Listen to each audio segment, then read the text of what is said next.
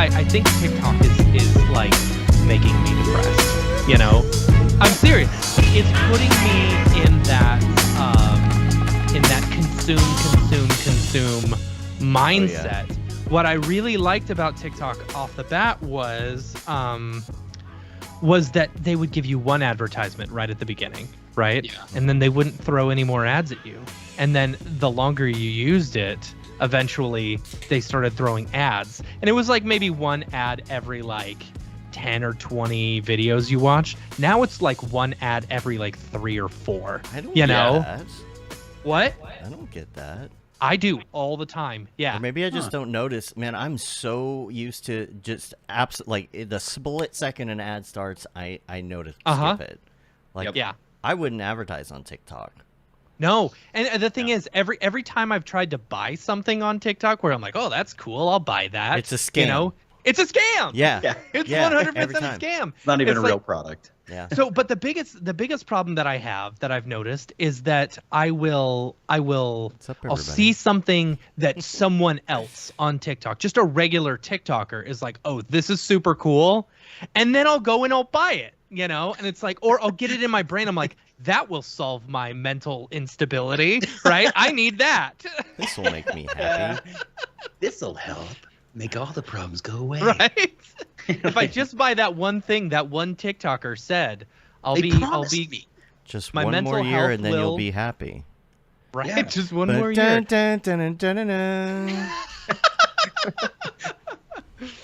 Oh man. Man, my stupid lights are really bright. I'm like super bright on this side. You look good. Yeah, you're good. Whatever. You're good. Yeah. A little blown out. I got a little contrast on you in here. It's fine. You're doing good. Yeah, you look nice. You're doing good. Oh man. All right, let's get a show because I got a feeling we're gonna talk. It's gonna be a good show. Let me get the bat signal out I like it when people have been on before, you know, especially people that we're friends with. Yeah. You know? Yep. Especially when we have stuff to like catch up on. Like I feel like we haven't talked since the last episode, you know? Yeah. I mean, I think we saw you for a second, but you know. Yeah, I saw Matt. Matt was out here in Utah. Yeah. Yeah. Right. We'll probably come out again beginning of the summer. Oh, I think we may make it like a yearly thing where we go out and visit Amy's family, you know. Sweet. Yeah. Yeah, let's get together. Yeah. How far away are you from Salt Lake? Probably an hour. Okay. I'll make the drive. No, yeah. I mean, it's the distance from me to Dave. You know? Yeah, us Texans are used to You do that for your friends. Exactly. You know? Exactly. All right, I think we're good to go. I got everything up here. People. Oh, you want to know the TikTok that's gotten me a lot lately? Almost every time. It's because, you know... Well, that one's great. Yeah, that one's great. No, it's the home equity line of credit, right? Where it's like, oh, you know, because there's stuff I want to do to my house, but I don't have cash. And it's like, here's a home equity line of credit, dude. You could get it for like very little money. You don't want to refinance. So I start looking this stuff up, and I was like, okay, let's see what it is. Blah blah blah. And I look it up, and then I give them my phone number, and now they have not stopped calling me. I get like 5 calls an hour from different people. That money. Right? Dude, they're gonna You got good on luck. The list. They're gonna follow you on vacation. Hi, Amy. I'll text you back after the show. Sorry. Oh, hi, Amy. All right, I think. All right, sorry. Good. Yeah, let's go ahead. Yeah, this is all great stuff. We need to start the show so it's actually in the audio. Right. You just cut it in. Right? Right, Dave? You love editing, right? No. No editing. All right, here we go. What's up and welcome to another Mograph Mocast. I'm Dave. And I'm Matt. Joining us today is our good friend, Mr. Aaron Sorensen. How's it going? And Mograph is a supplement to our site, mograph.com, which is a motion graphic tutorial site with tutorials, plugins, podcasts, and other Mograph stuff. And on the show, we talk about everything ranging from motion graphics to Cinema 4D, After Effects plugins, render engines, doing business, doing taxes, being a contractor, or working with a man. You can email us info@mograph.com. Let us know what you think about the show. Questions, comments, concerns, queries, grievances, artist suggestions, show topic ideas. We're on mograph.com. We're on the YouTubes. If you go to youtube.com/mograph, we got that. If you want to add us, We got baller. that. You can at Mograph and you can ask us a question. Please send us your emails. If it's something super noob and you feel kind of shy about asking it, you know what? That's fine. If it's something technical, we love to talk about the technical stuff. We love to talk about everything. So, like, if you have questions, if you're a new designer, an old designer, if you have concerns about the industry and where it's going or what you need to be doing, we like to get all sorts of questions. So we will address those. We love the topic ideas. So send them in. You can hit us up on all the platforms. We're around. Yep. We don't post on them much, but we're watching. We're lurking. Watching you. And on the TikToks and everything, Yep. So we don't do the... You know what I think hell is? Hell is a TikTok account where it's all part ones and there's no part two. You know what I'm talking about. Yeah. What do you mean there's no part two? Or there's a part 2 and a part 3 and a part 4, but then no part 5. Oh, that's even... So you go through and like they haven't updated to part 5 yet. You watch the cop video and the cop's got the guy on the ground and you want to know what happens next and... Yep. Nothing. What happened? What happened?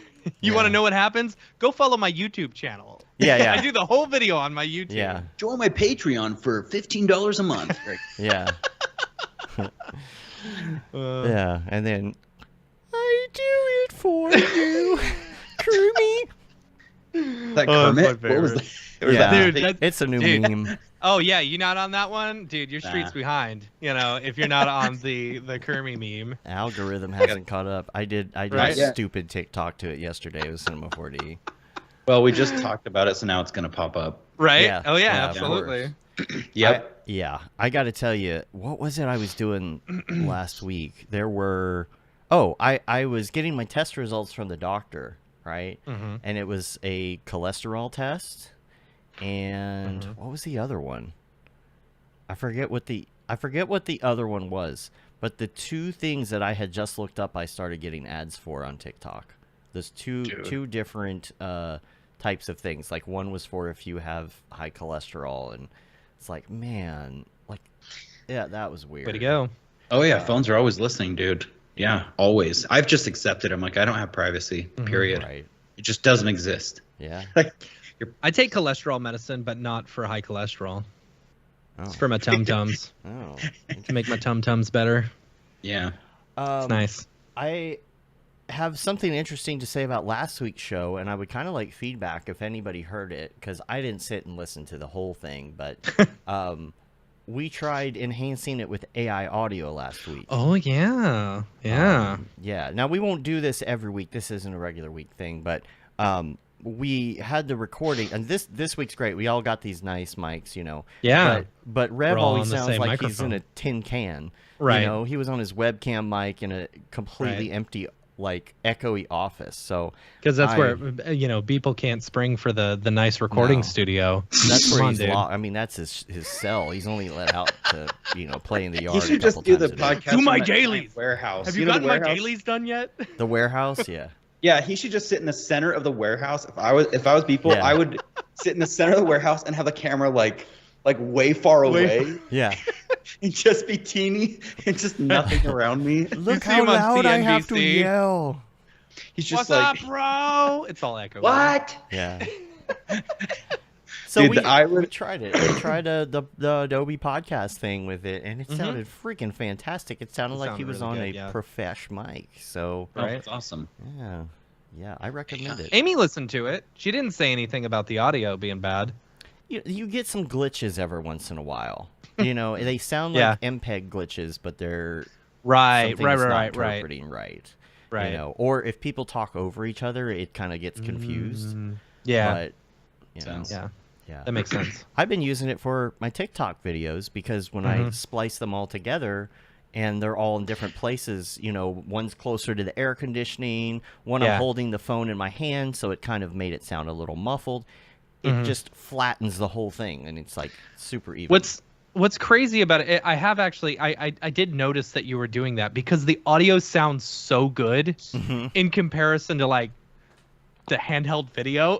or Right. whatever. It's like, I don't know. I've noticed that with a few other TikToks where the audio sounds like amazing, and it's like, Well, some people use Alright. those, the DJI mics, Yeah, or whatever. yeah. But, the thing I dude, don't that like TikTok about you sent that- the other day of the DJI, like the handheld thing, that was Yeah. cool. That was super Yeah. cool. Yeah, It's it's just a little great clip idea. for the wireless DJI thing that makes it look like it's a handheld mic. Yeah, That was really you neat. just put Yeah. this, and it's made by Rode, and you just stick this right inside of it, and then, Yeah. no one's gonna know. Who's gonna know? Wait, it goes in your phone? Nobody's gonna know. No, it's like No. a fake microphone that you just stick this little wireless thing in. So if you're Yeah. doing like a broadcast and you want to have a handheld mic, Oh, that's cool.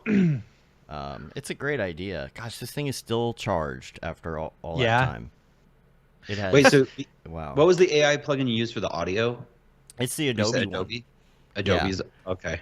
Yeah, the That's awesome. I'll Adobe have to go check podcast. that out. Yeah, and you can tell that they're coming out with a new. They showed a preview of it on the website. You can sign up for beta, but you can tell they're coming out with something that's going to be just like Descript pretty soon, where it transcribes everything, you can edit and everything. And I got to tell you, editing with transcripts Descript. Yeah. is the best. Oh, yeah. Because you get you record in bulk, you get all of your clips, and you put them in, and you can see, here's the 3 times I read this line, copy paste, move them around where they need to go, and you've got an edit. It's that easy. Yeah. Man. You can even That would have remove, saved so spaces. much time back in the day. Like Yeah. I had a guy who would come in, he'd shoot all of his stuff, he'd get the entire thing transcribed, and then he would mark down the times, and we would have to go through and we'd have to cut it all together. That would have saved us. Well, he wouldn't have come to us. If that were the case, Yeah. Yeah, you cut and paste everything, and you can go in the menu and say remove any spaces shorter than whatever. And for TikTok, you just, you purposely butt your words up against each other for TikTok, so it does all of that for you. So if you're trying to get like a bunch of like talking head stuff out, man, it's so great.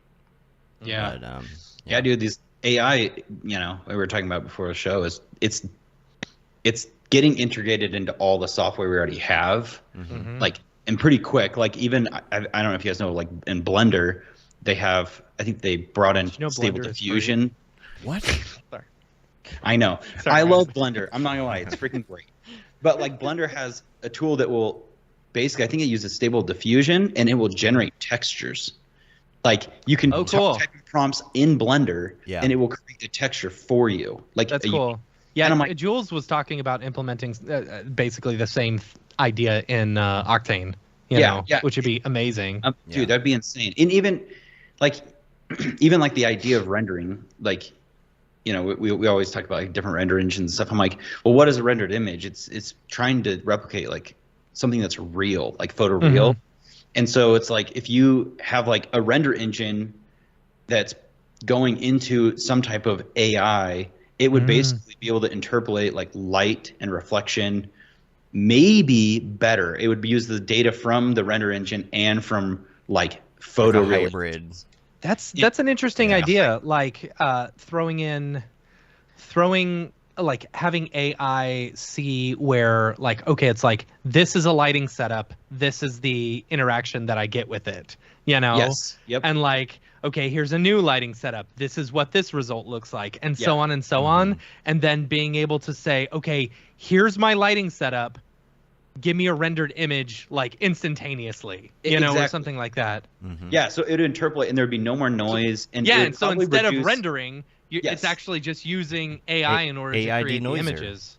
Yeah, it's like a denoiser, but I almost think it would be even better than that, because it would be able to be like, oh, I see you have a light right here, and like based off of all the information I have, and based off where you have it positioned, it would be able to interpolate like how, like a more realistic version of like how many bounces there need to be, at like multi-scattering, like everything. So I'm like, it actually could become like render engines end up using AI to create way more photorealistic images, like a faster really than interesting ever, concept. which is Right. insane. Yeah.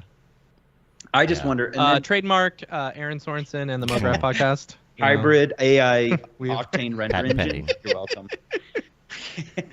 I don't know. I think that's where it's going to be going. I think with like render engines, because it's like what was, you know, we've talked about this in the past, but like what happened with GPU renderings? Everything got way faster, you know, with just traditional rendering, and then Unreal Engine has gotten more. It didn't look good, but now it's looking more photorealistic, and so we're slow. That line's closing, and I think that AI might come in, and all rendering might just become like a real-time thing.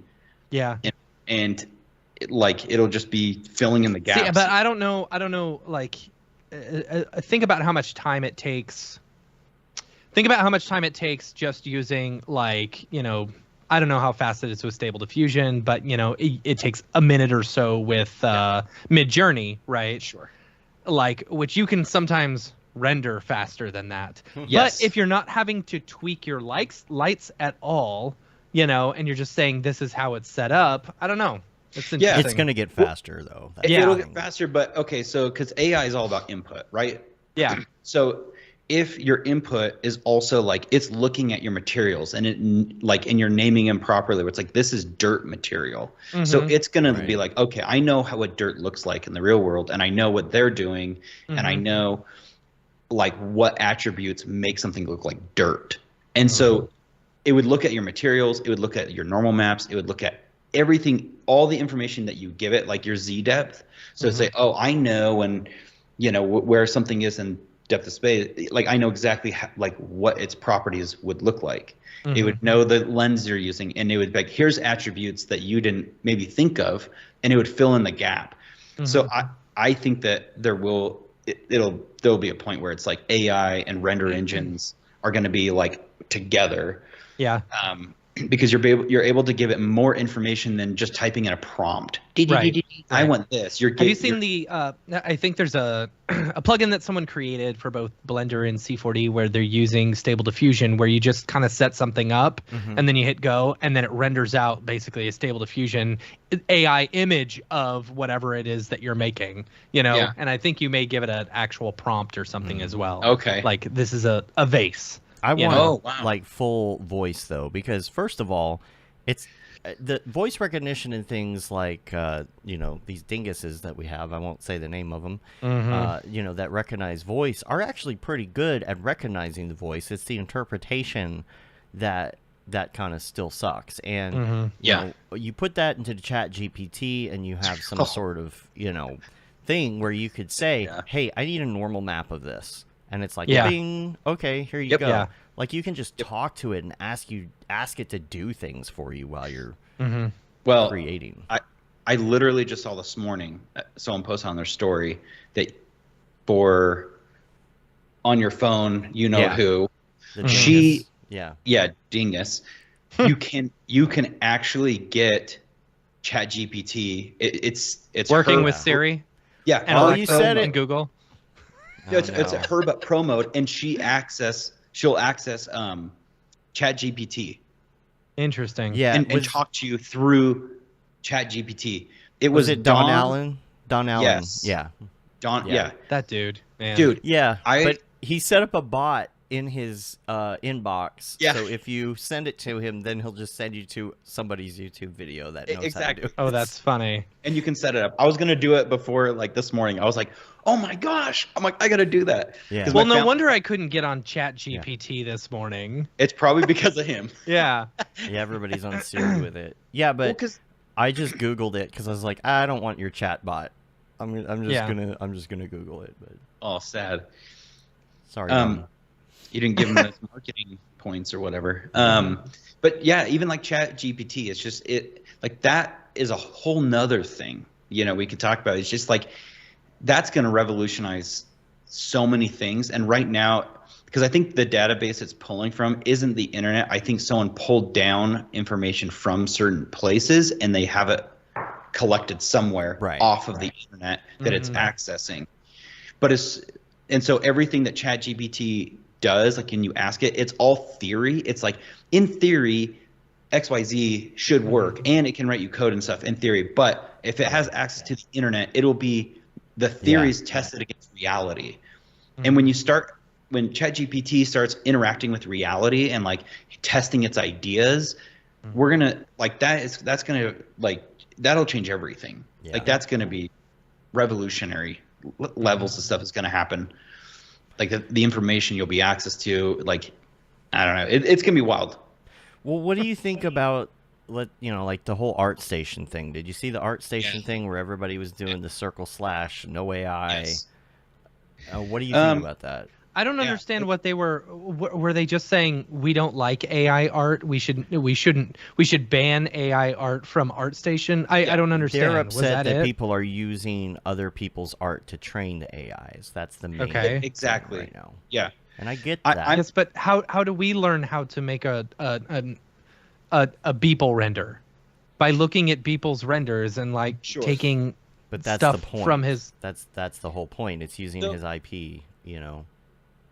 I actually don't think that it is just my opinion. I think there should be another type of website that is just for sharing AI art, because I think that there should be a separation between traditional artists that make stuff, artists that like it takes a skill. I actually, sorry if I offend anyone, I don't like people being like, I'm a prompt artist. I think that's don't. I'm a professional Google searcher. Yeah, I just think that's a little like you're not an artist. Like you are typing a prompt. There's no artistic skill that's involved in that. You're collecting a bunch of words and putting them in a prompt. And there's a skill, and I also could copy and paste the same prompt that someone is an artist, and I would get the same result. So it's just like I don't like people calling themselves I'm a prompt artist, and it's taken no craft, no skill. Yeah, it's you have to do something with it. Like like if you could be like I appreciate somebody who's very good at doing prompts for artboards, you know, or style frames, whatever. Sure, but absolutely. Like, I've done it. Yeah. Yeah. But I think the problem I think with a lot that artists are having with AI, and I would agree, is AI wouldn't have anything if it wasn't for artists. Like it's pulling from people's years of experience, like that we've put online on ArtStation. And so it's basically taking your artwork and the things you put time in, and it's just mashing it all together with other people's stuff. And so people feel like it's a little bit, it's like taking someone's work. Like if there was an AI bot for music and it was taking popular songs, like artists would freak out and be like, that's copyright. You're taking my music. It's happening. Yeah, we got already. a TikTok we'll send you. Oh yeah. It's pretty crazy. So good. It was dropping some fat beats. Yeah, exactly. But if AI is just creating its own midis and creating its own song, that's different than being like, I'm going to take the most popular songs and I'm going to cut them up and pull pieces from them and create a new thing. Right. Artists would freak out. Labels would freak out. They would be like, you can't do that.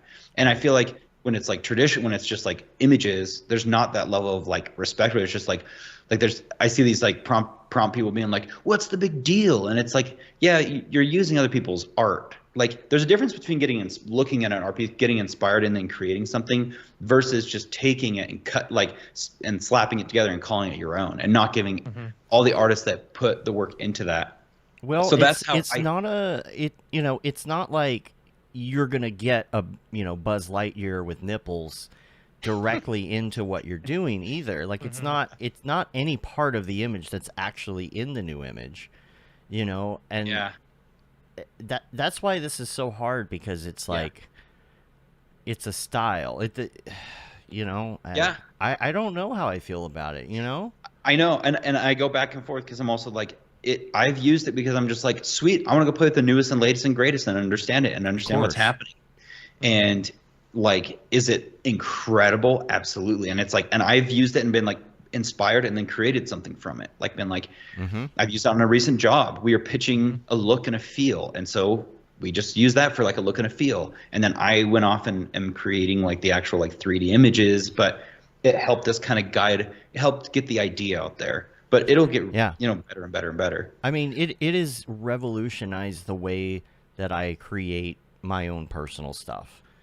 Like the way that I brainstorm, the way that I felt like I had some sort of block before it came along, and I've talked about this a bit on quite a bit on the show. But like, I feel like I'm actually developing my own style now, because I was able to kind of let go of the fear that I was ripping somebody off. Yeah. I hated using my, like, even of course, we're in the industry. I hated using my friend's stuff as inspiration for something because I felt like I was ripping them off. And I know it's not that far from it this way, but when you're doing it with AI, you're like, I really love the fact that it put this thing right here in the frame. I'm going to do the exact same thing and not worry that someone's going to say, oh, you just did that, because they haven't ever seen that photo before. Yeah, that's true.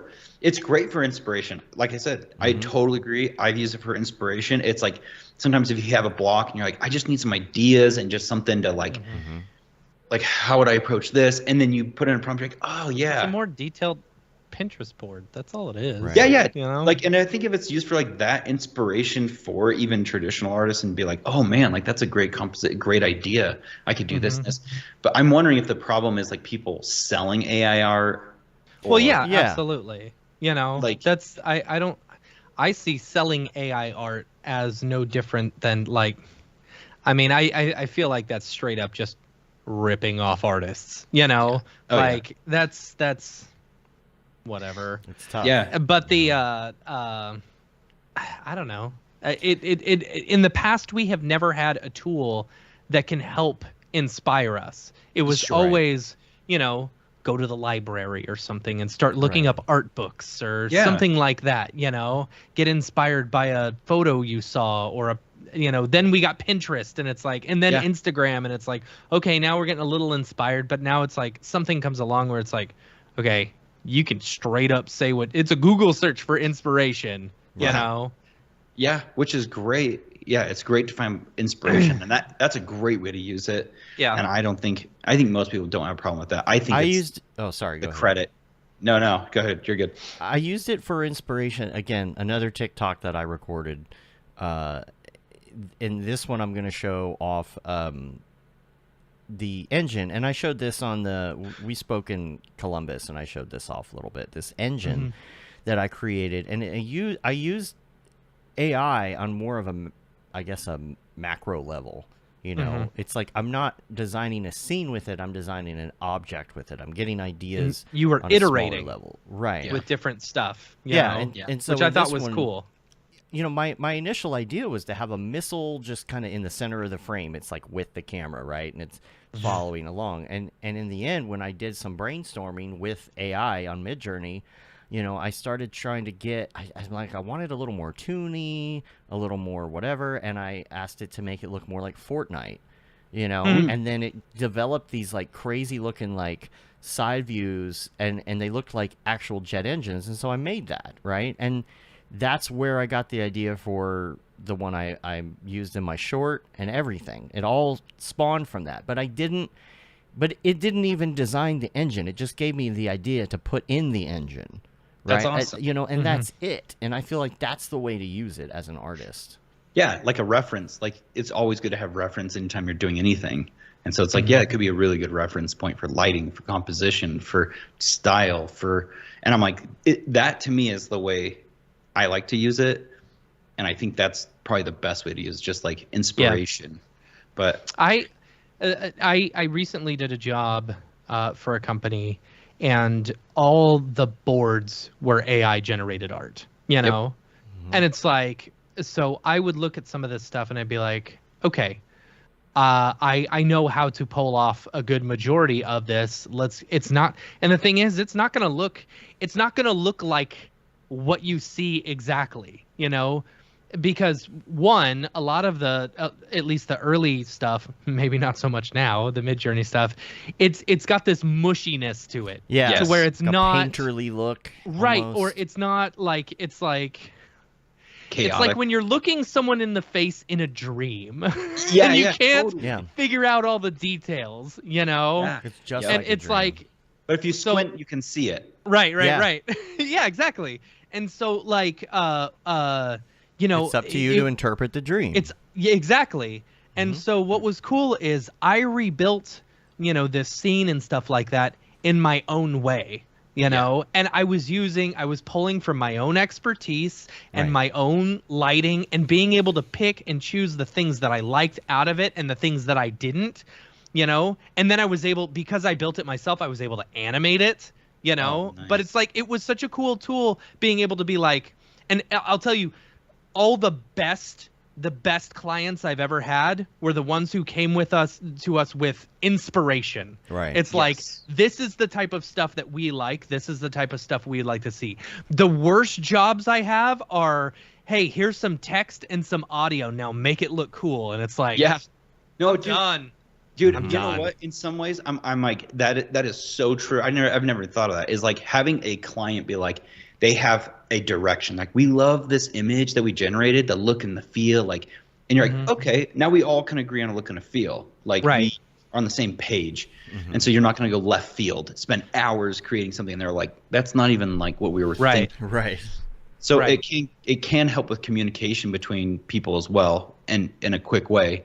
I think the people that are probably the most worried is just like concept artists, like people that just that's what they do is full-time concept, and where they're like, well, crap, unless they utilize it and they generate and then they like paint over it. But I don't know. That's like, what here's the thing though. Like, here's the thing that I like to think about is AI art is taking inspiration from all the artists that are out there nowadays, right? Yeah. What's that going to do? That's just going to push the art world even further. You know? Yeah. It's going to push people to be better artists, to be better than a computer. You know? Yeah, Do you guys think that AI art is going to like make the value of art go higher or lower as far as traditional art? Like, you know, does it make it I think it's going to make the good artists more valuable. Yeah. Yeah. Yeah. Because it's like, wow, a human made this, not an AI machine. Yeah.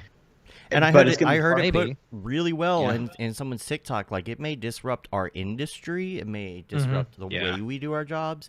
But it doesn't disrupt an artist. Yeah. Because the purpose of being an artist is to make art. It's not to make money. Yes. Like, the art for the art, it can't take that away from you.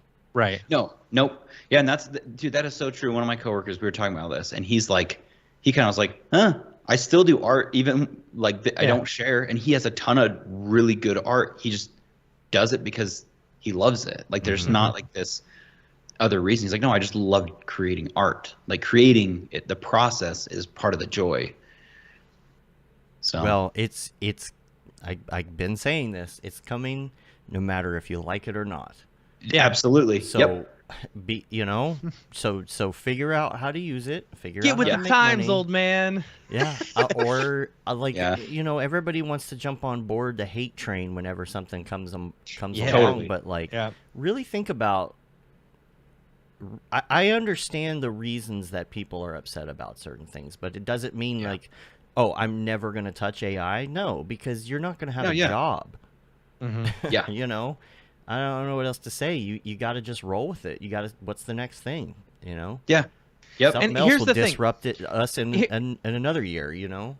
Here's the thing. Like, you know, editing became easy. Yeah. Video editing became easy for people. Yeah. You know, they could and shooting high quality videos became very easy for people. Right. You know. Yeah. Like, I can give my kid his cell phone and say, hey, go shoot something, you know, and it's like, and he can edit something together. But there's a certain amount of expertise and knowledge to know, like, why do you make a cut there? You know, why would you choose that shot? You know, and stuff like that. Yeah. That the ones who study that stuff are going to succeed. It's funny, like, so similar to what Joey Kornman said at Half Res. He says the people who are going to make it really well in the AI art scene are the ones who have studied art history. You know, because they'll know the prompts, they'll know what they're looking for and stuff like that. Yeah. You know. Yep. Well, for one thing, my Blackmagic 6K is sitting here gathering dust. So is mine. Because, you just, like, you can use your phone. It's so easy. Right? And then you don't have to worry about the audio because you put it through Adobe Podcast. And it's like, I mean, I'm green screening stuff from my phone. And it doesn't even have to be good. Because nobody cares. It's about the story. Do you remember back in the day in early YouTube videos when there were so many, like, crazy jump cuts? You know, like back before YouTube, you did a jump cut like that where you cut from the same shot to a little bit closer. It's like, no, you are dead to me. That is terrible editing. Now it's like, that's second nature. You know, something like that where it's jarring like that is cool and in your face and like people like that, you know? Yeah. And that comes back to the Descript, taking out all the little things, all the little spaces. You just cut out every single space in everything now and just jump. But what AI, I'm wondering if AI will do this, is like you were saying, like the nuances, right, in editing and why you would cut on a certain thing. You know those videos that something happens and maybe someone screams or something blows up or something, and at the end they cut off the audio real abruptly, suddenly, right? You know, like something will happen, and it's funny because it cuts off. Yeah. You know what I'm saying? You know what I'm talking about? Especially the screaming. The screaming is funny. Something happens and someone goes, ah, and it like cuts, you know? That's a little nuance that makes it a funny video. Right. That like maybe not necessarily AI knows to do that if it's trying to edit, you know? Is that going to be something that is that advanced that AI can do in the future? I think it's all about input, and I think eventually it will. We are the ones we are the parents of AI. Like we're the ones giving it all the information. And so if someone like categorized funny videos that all had that similar pattern, it would pick it up. 100% it would pick it up, because it's all about input. So whatever you're putting into it, it's going to use that and find a pattern, and it will create it. You know, so I think I think eventually it'll get there where like you could give it your raw footage and be like, I want it in this style. And it might be like, and then you would have a whole timeline of it cut up, and you just basically approve or disapprove it. Yeah, that's a good way to do it. Like, here's what I came up with for you. What do you think? Yeah, exactly. And then you would be like, it's like, here's a song, you know, based on data, here's songs that did really well in this genre and for this length, and it may even create a whole song for you. That's the crazy thing, is this, like, we're going to see a lot more content a lot faster, because the tools are, like you guys said at the beginning, a lot more accessible, and they're getting faster, and more people can just grab them. Like you said, our phones are insane. Like the cinematic mode on the iPhone looks great. Yeah, it looks really so good. And it's, you know, it makes me wonder, like, why haven't cameras like nice, like this is a Blackmagic 4K, it's not the best, but why haven't cameras start putting in all the technology that's in this? Like, a camera should be able to see depth by now. It should be able to green screen internally. It should have like all of, like, you shouldn't ever have to track. It should have way more stuff in it, but they don't yet. And I'm like, especially the tracking stuff. Yeah, like you know, it should be able to see gyro in there. Like gyroscope and like tilt and whatever. Yeah, and even it should see that. Yeah, exactly. It should kick out like every video file should have an FBX baked. Here's your camera. Here's how your camera moved and everything. Like I'm like, man, if someone made a camera like that, which maybe Blackmagic would be the one that would do it, is put like basically make the cameras like your phone but better. Right. It would take it to the next level, because these are getting better.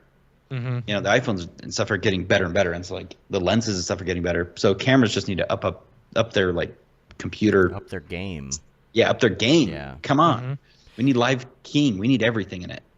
One more thing on AI, and then maybe we'll move to something else here.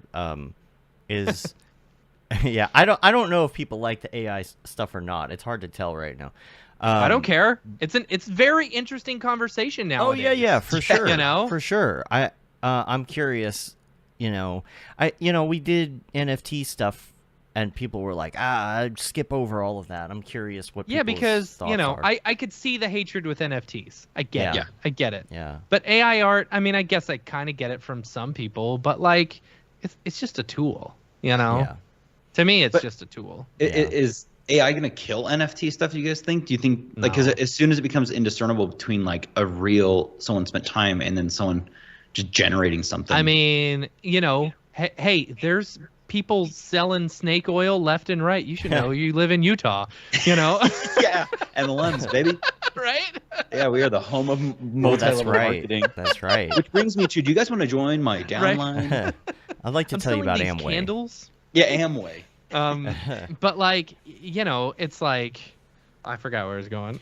The other AI thing AI that I was going to NFTs. bring up is how it can Right. actually save us time too. You can talk about the NFT thing first. The thing is, like, yeah, I mean, what's going to happen is you're going to follow, and this is the way I've always seen it with NFTs. You know, NFTs are just now a chance for people to buy and appreciate your favorite artist's artwork.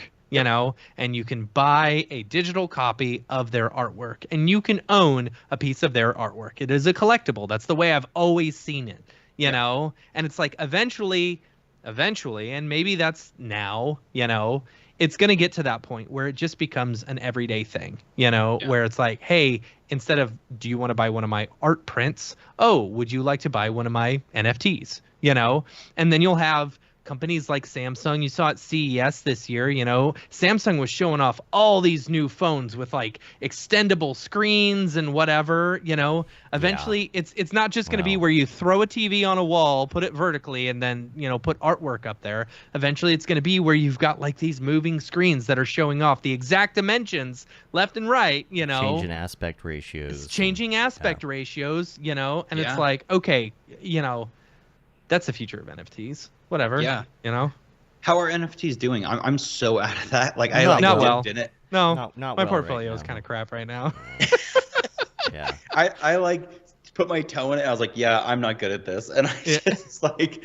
I saw your like, piece. I thought it was beautiful. Yeah, I just threw it. I was like, It needed to here's what I loop had. though. That's the thing. I know. You needed to loop. See, and I was like, yeah, I could have jumped on. And maybe I should have.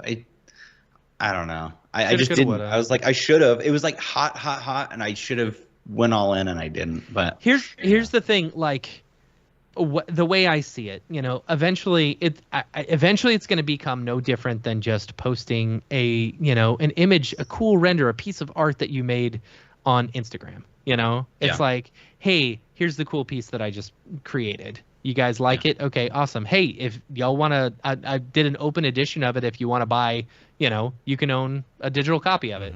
You know? Yeah. That's the way it should be. That's the way it should have been. But unfortunately, you had scammers galore, you know, and then what really ruined, I think, the NFT market was collectible, or like the collectible stuff. The collections, you know, where it's PFPs. like, the PFPs and stuff like that, because then it became this Bulk. rug pull left and right, and rug pull and rug pull and rug pull, and then you got rug pull 888, who's like just completely destroying the rug pull 888. Rug pull 888, you know. And it's like it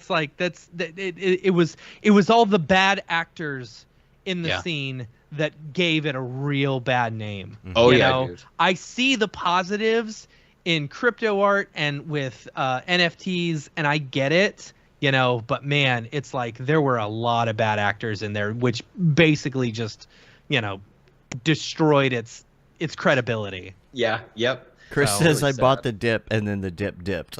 Yeah. Dude, What do I do now? Keep buying the dip. Keep dude. buying Buy the dip. It's on Right. sale. Yeah. Yeah.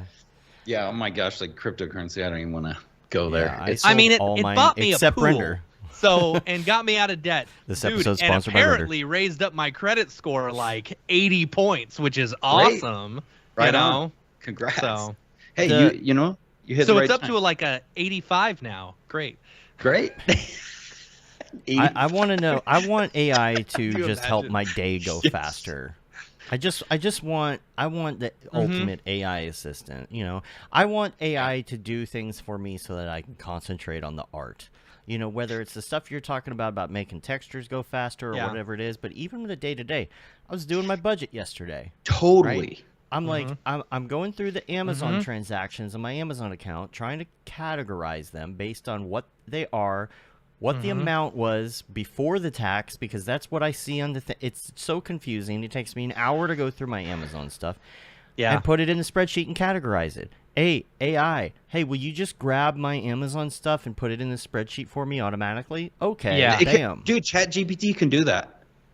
Yeah, they have the spreadsheet integration. It can do a spreadsheet. It Yeah. can do a spreadsheet. Oh, yeah. I know that. Yeah. that. But Like, like, you I could, want it to go between accounts and do that, and then I want it to figure out and then say, okay, now look at this and tell me what I spent too much on, you know, and then come up with a new budget for me that actually works better. 100%. Right. And how much money am I going to need to pull out of my savings in order to cover how much overage I was? I just need that number. That's the number I need, you know, for the next couple of weeks. Dude, it's going to change everything. Like finances, like exactly what you're saying. Stuff like with finances, your taxes, because humans are flawed. We get tired, we get grumpy, we're greedy.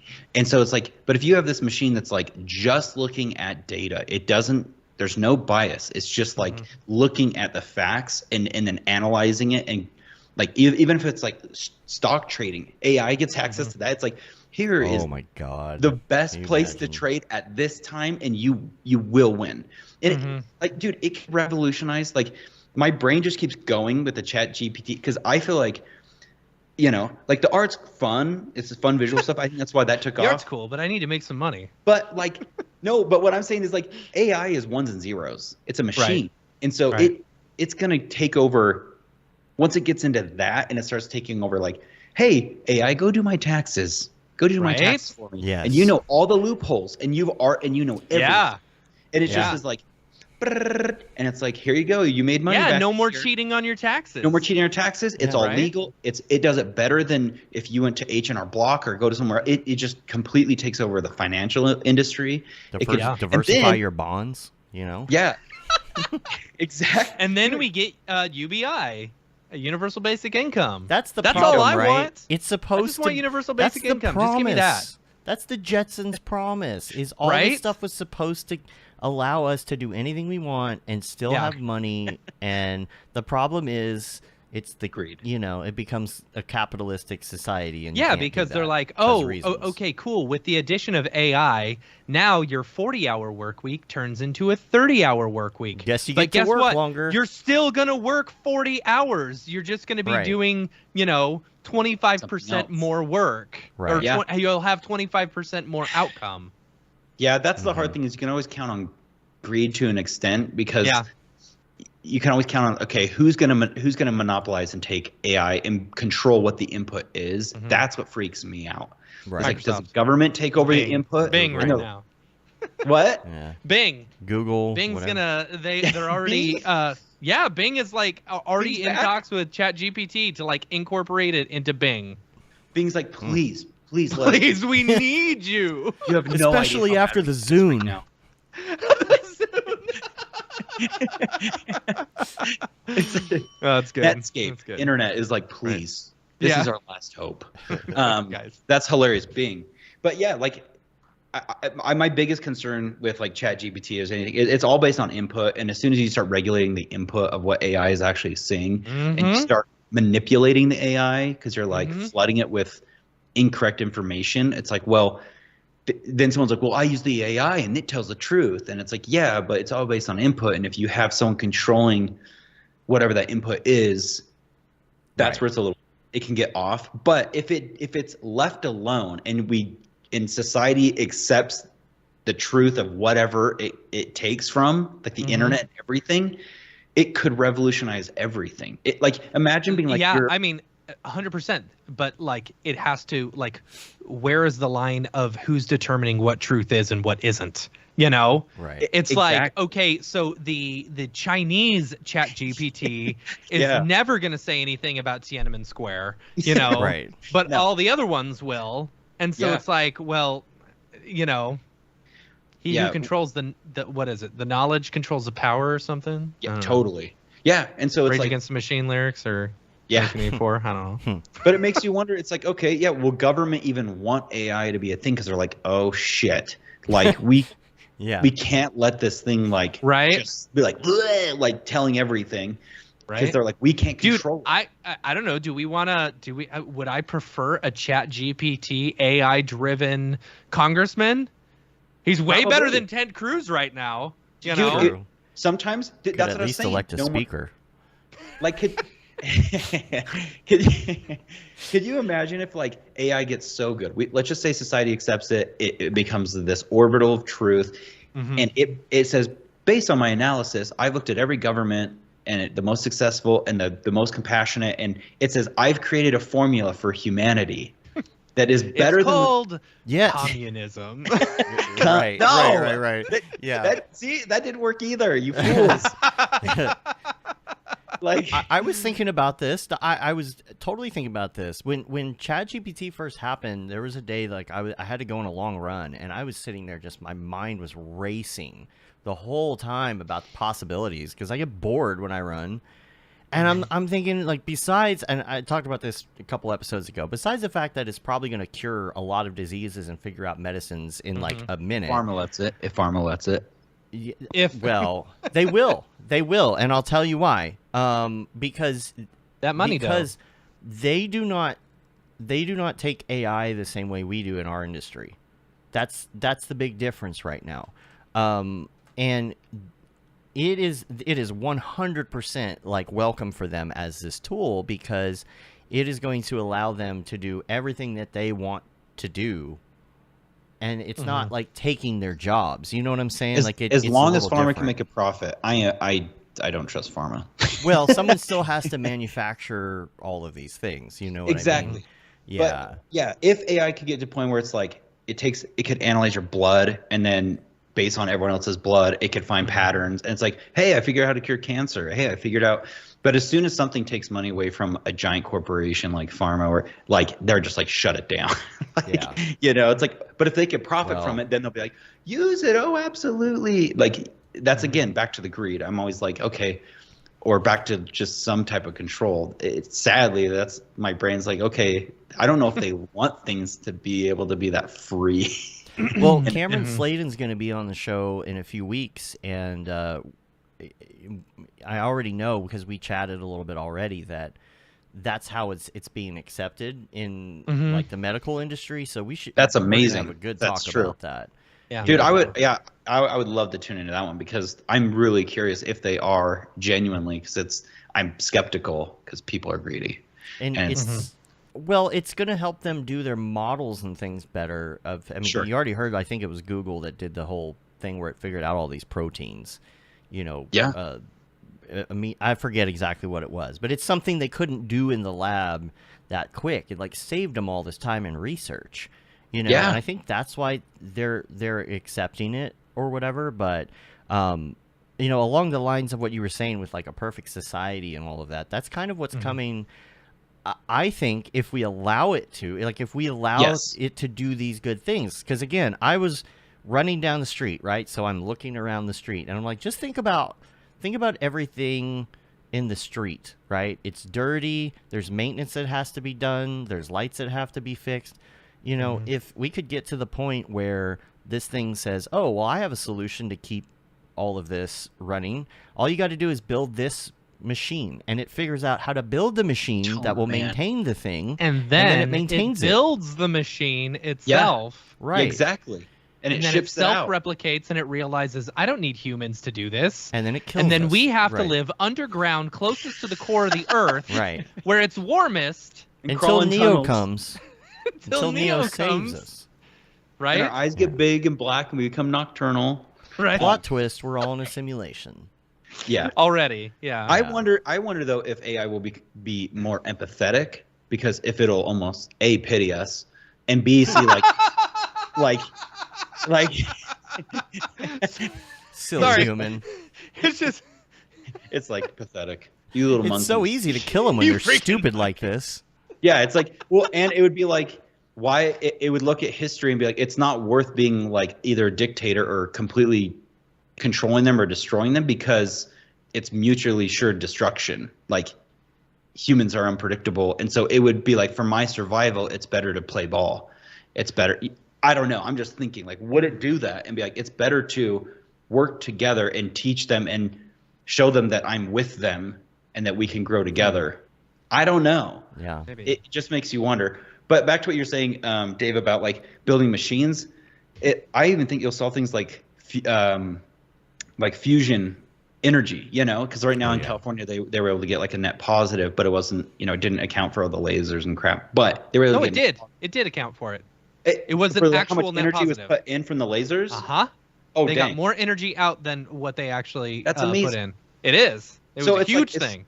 Yeah, and so it's like if we could AI is like, hey, I actually solved the problem of how to like keep it on and like have it be just an infinite thing. And as soon as you solve energy, right, then it's like creating machines, like there's no limit.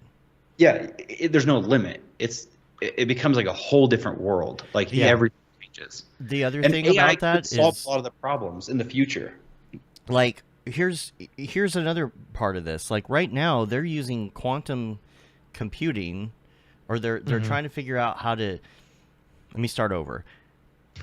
I don't know exactly. It's not like they're actually doing this; they're simulating it. And here, like, so they're figuring out how to use quantum entanglement to create a wormhole, and they can actually do that in a simulation, right? So, at what point does AI figure out how to do it in the real world? Because the only thing that was really holding us back on a lot of this stuff, like, you know, making a wormhole or doing time travel or whatever it is, was the amount of energy it takes. Like the going theory is that if time travel is possible, the reason nobody's come back in time yet is because you can only go back to when you turned on this machine and like vamped it up. But the amount of power it takes is crazy. But you can do that if you have this whole fusion thing working. The fusion thing, once we get it working, AI is going to figure out how to do portals and wormholes and God knows what else. But like the whole the whole thing with fusion is it's all just used to turn a turbine, you know. To heat water. That's all it is. It's just used to turn a turbine, you know. That's how we get energy. Yeah, exactly. Well, right, but I mean, it's still more output than it puts in. So that's the whole point. But you have the bottleneck of the turbine, you know, and then storing all that energy. I don't know. Anyway, I mean, as far as you know, until AI figures that out. This is the best Mograph show. This is all about Mograph. It's great talking about AI. It is. It is. Yeah. Yeah, it makes you wonder where it's all going to go with just AI. I feel like just solving problems. I think I hope for the Jules Urbach Star Trek future. That's what I want to see one day. Yeah. You know, that's what I hope my kids grow up with. Totally. Not the, you know, dystopian 1984 Terminator 2. It's Terminator all about just Terminator, surviving and not blowing ourselves up before the AI can make our life a paradise. If we can just get to that point. I'm looking at you, Putin. They ain't got shit. Man. It'll be interesting. I guess to shift gears a little bit, you know, you've been on before. That's why we're not like digging into your entire past and things. Sure. I kind of like not digging into people's past. It's kind of fun, you know? We did a show, like, I think it was, like, right before or right when COVID started. I can't remember.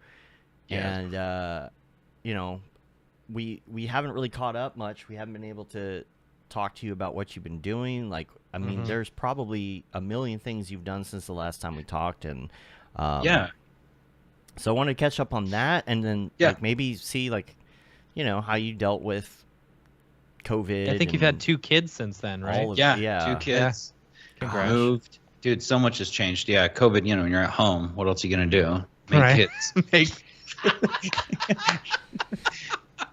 It's true. Here we go.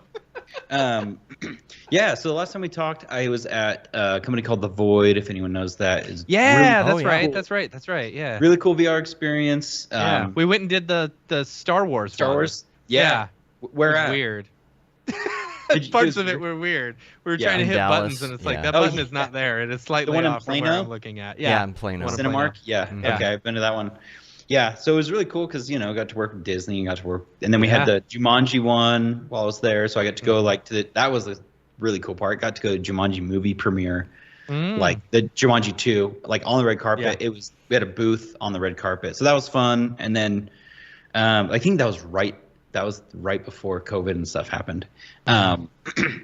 So then what happened was, all of a sudden, when COVID happened, people surprisingly were like, you know, I don't want to put something on my face of VR. I don't want to go to a location, you know. I don't want to go and touch a bunch of stuff and be close to people. So, unfortunately, I don't want to leave the house. Yeah, yeah. And Void was a lot of investor money. And so like, because it was like going to build the brand enough to either sell it to Disney or whoever, or someone would buy it, or anyway. But what ended up Is it happening still around? Kind of. So Okay. the Void version 1 died. It went out of business. They were just like, yeah, no more investors, no more money. So I was one of the last creatives that got let go when that happened. And it sucked because I was like, man, so much hope. Like this, I loved it. And yeah, it went under. And now there's one of the founders, he rebought the license of it and he's trying to bring it back. Interesting. So yeah, we've been working with him on like branding and all this other stuff. So that's been really fun to kind of revisit that a little bit from a distance. But after that, you know, the world was a little scary. So I went to Purple Mattress. Have you guys seen their Google Oh commercials? yeah. So I They're was the there ones and with all the fiberglass in their ones- mattresses, right? Yeah, they had like a thing with that. Yeah. Yeah, they even had someone die in the factory, which was scary. It made like big. Awesome. It was really scary. But anyway, yeah. So I worked there, and it was an amazing team, and we were doing cool stuff. And then, dude, it was like we were like my wife and I, we're gonna go there because it's like a big company and they're secure. And then within like a year and a half, they're like, yeah, we're letting 400 people go. Gosh. And I started realizing, I was like, because you join a big company or whatever for security, and I keep obsessing with like, I need security. Right. And I realized there's no such thing. Right. Like, not anymore. Not in this world. no, there's no such thing as security, especially now. Like you're seeing so many people being laid off. So before all of this happened, when I was at the Void, the guys I worked with who are incredibly talented and awesome, some of my best friends, we were all like, man, we should start an agency. So we even came up with a name called Zebra. But then after we got let go of the Void, they're like, do you want to join? And I was like, I'm not ready yet. I just need something secure. Right. So I did Purple, got let go. And then the day I got let go, I called my friend and said, hey, dude, I got let go. If you guys would have me, I'd love to jump back in. And they're like, of course. So I jumped in. I've been there, Zebra Creative. So follow us on Instagram. We are Zebra. And yeah, a little shout out. And yeah, we are Zebra. And so now there's a team we have a web team, a graphic design team, a marketing team, and then I'm head of like 3D and motion. And since I've been there, we've worked with Red Bull, which we did one of the Red Bull stunts. We got to do some concept art and a bunch of graphics for the broadcast. I already follow you. Sweet. Yeah. We don't post that much, not yet. Sorry. We got to get on it. And we're updating our website, so don't look at it yet. But we have like an incredible Nobody team. go there. No one, not yet. We'll edit it. No. We have such a just good kidding. team though, and it's so much fun. I've been able to do like now it's almost like doing freelance, but I'm able to take on like bigger clients, and then I manage a bunch of contractors, design. You know, we have designers, web, and everything, and it's been so much fun. It's a lot of work, but I love it, and I'm doing.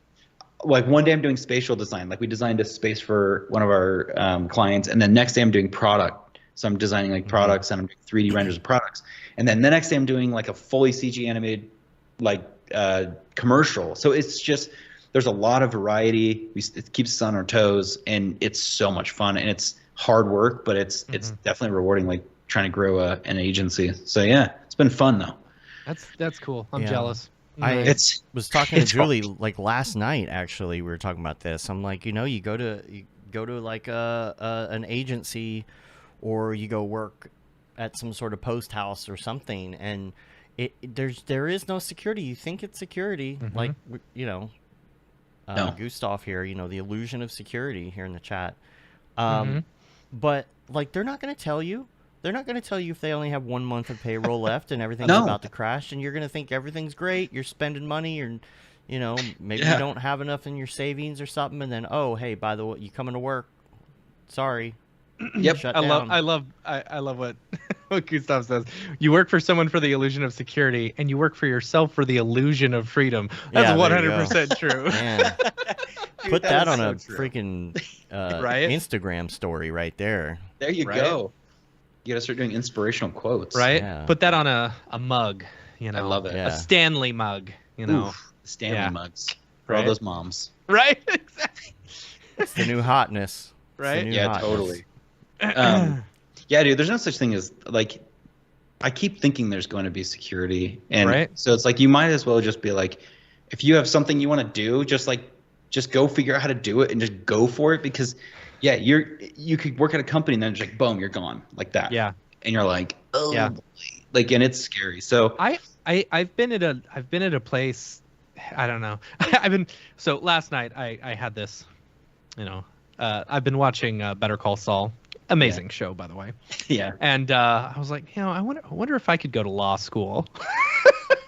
I'm only 40 years old. Why not? Why not go to law school and get a whole lot more student loans? Sure. That aren't going to get Schmoozy paid Matt off could be a thanks to schmoozy lawyer, Schmoozy Matt would be a very schmoozy lawyer. Yeah. Here's the thing. Like, if I could go back in time, and I say this all the time, if I could go back in time with the knowledge that I know now, I mean, I'd be rich, so I really wouldn't be doing anything. But still, if I couldn't invest with the knowledge that I know now, there are so many things that I would do differently, Yeah. But I'd be a lawyer or a private, not a private detective, but I would like to do like surveillance stuff, like maybe a private investigator. Yeah. Yeah. What would you do? Okay, money's no issue. You have $10 billion. What would you do with the rest of your life? I would work.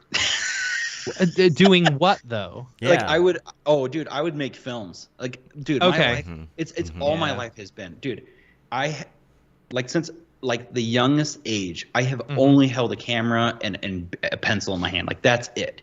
And so for me, it's like I finally have money to create the things I've always wanted to create. So I would get a production house and I would start making all of these films that I've always like envisioned. I would probably build a whole studio of artists. Like for me, I would still be doing art and I still would be doing this because it's not just for me, my work, it's like my hobby. It's like so many things for me. So it's like, I would just be reinvesting and I would probably just have another thing where I'm making people's dreams come true. But like, hey, what idea do you have over there? All right, sure. You want some money? Sure. What do you got? Hey, you want some money? Yeah, I would just start, if I had billions, go get me a why coffee. not? Like I would just start investing in people. I'd just be like, like, what idea do you have? Let's give it a shot. It may fail, and just sure. Like that much money, you're just. I'm right there with you. I always say that I'm working hard enough to where I can finally make enough money to just make cartoons all day. That's all I want to do. Right. I just want to make cartoons. Yeah, exactly. So, like, why what not? about you, Dave? I'd probably do the same. Yeah. Do shorts or whatever. I mean, that's what I really enjoy doing. Yeah. So it would be. I something travel a related lot to that. too. I mean, Travel. buy a couple houses, Iceland, Yeah. England, France. I would buy Yeah. my friends. Buy my friends. You want to hang out? I'll pay you. I'll pay you. Did you deal Oh, with that's anything like during? I mean, it's still like I know like everybody's out and not wearing masks and going and doing things, but it still is this like post-COVID era where people are just indoors more. All of that. Like, did you deal with anything during COVID? Like, that depression that everybody gets, kind of that lull. Yeah, dude. Yeah, you want to get real? Let's get real. Let's get real. COVID depression is the worst. Yeah. Yeah, dude. It was. It was hard working from home because I'm extroverted and I have moments where I like to be alone when I'm doing art, but I love to be around people. I talk a lot. I just connect. I love people, and so that was hard for me. And then I had like a couple things happen. Like one of my buddies committed suicide. Like during that time, he was like one of my best friends. I made like a bunch of his music videos. Yeah, he got way depressed. I think it was just multiple things like personal life stuff, and then, like just I think COVID and just the way the world was looking. I think it was just too much, and just so that was really hard. That was like a super hard thing. So then like right after that, like I was already kind of getting depressed, and I wasn't going to the gym, and I was feeling really off. So this is kind of interesting. Maybe it's TMI, but I don't really care. I'll just tell you guys. So I went and got my blood work done because I was like, something's wrong with me. And I didn't want to get on an antidepressant. And I found out that my body wasn't making very much testosterone anymore. And I don't know if it's because of my diet or because I just wasn't working out.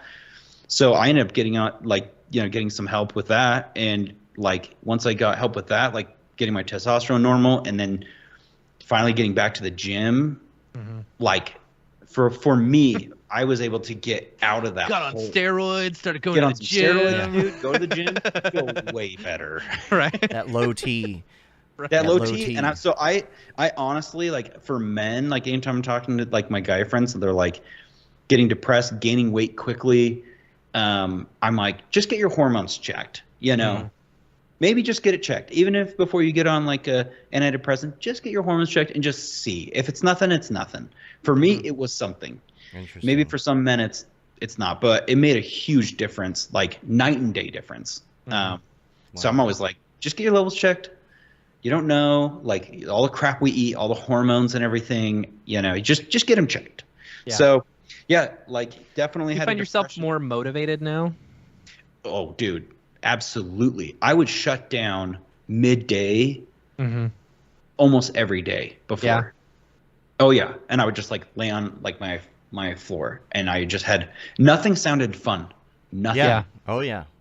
Like, I was like, I don't want to see a movie, which I would love to see movies. I didn't feel like doing any projects. Nothing was enthusiastic. I was just like nothing. There was no hope and joy. And it was really sad because I just had a son, and it was just like, but I was just in a not good mental state. And then, like, my friend committing suicide, it was just like, how many different things are going to happen? And it was just like hopelessness. I'm like, will the world ever go back to normal? I'm missing people. Yeah, like, I'm missing crowds. That was the weirdest thing. But like, I would watch old videos of people walking around Disney World or Disneyland. Yeah. And I would feel like remember man, what I the miss world that. used to be like. Yeah. Yeah. And so, and then, you know, we got to go back with my kids when it finally opened, and I was like, oh my gosh, I miss this. Like, it's so dumb, but like, Licking Excalibur as you're trying to pull it from the stone, you know? yeah, I just miss people. Like, Yeah. like, I think we get, you know, we're always like, oh, people are in the way, but like, man, when you're isolated, like, you're like, I miss crowds. I miss people being, you know, cutting me off. I miss. Yeah. I have become a much bigger curmudgeon, you know, since COVID, because I'm home all the time. I don't go out, you know. I don't like I will be at home all day, and if you know, I don't even like to really leave the house to go get food, you know, unless I'm like really craving food, you know. Yeah. And it's like, it's because I just don't like to leave the house, but I do like to see people. I like to talk to people. I like hanging out, you know. Humans are social creatures. It's like we just are. Like, even if you're introverted, you're still, like, humans are meant to be around other humans. Like, that's why, like, in prison, and they put them in like solitary confinement, it's like one of the worst things. Yeah. Like, social creatures. I've been dealing with a lot of, like, unnecessary anxiety. Yeah. Like last year was rough. Last year was very rough. A lot of things happened. And for me, even when the things that make me anxious go away, I'm still anxious.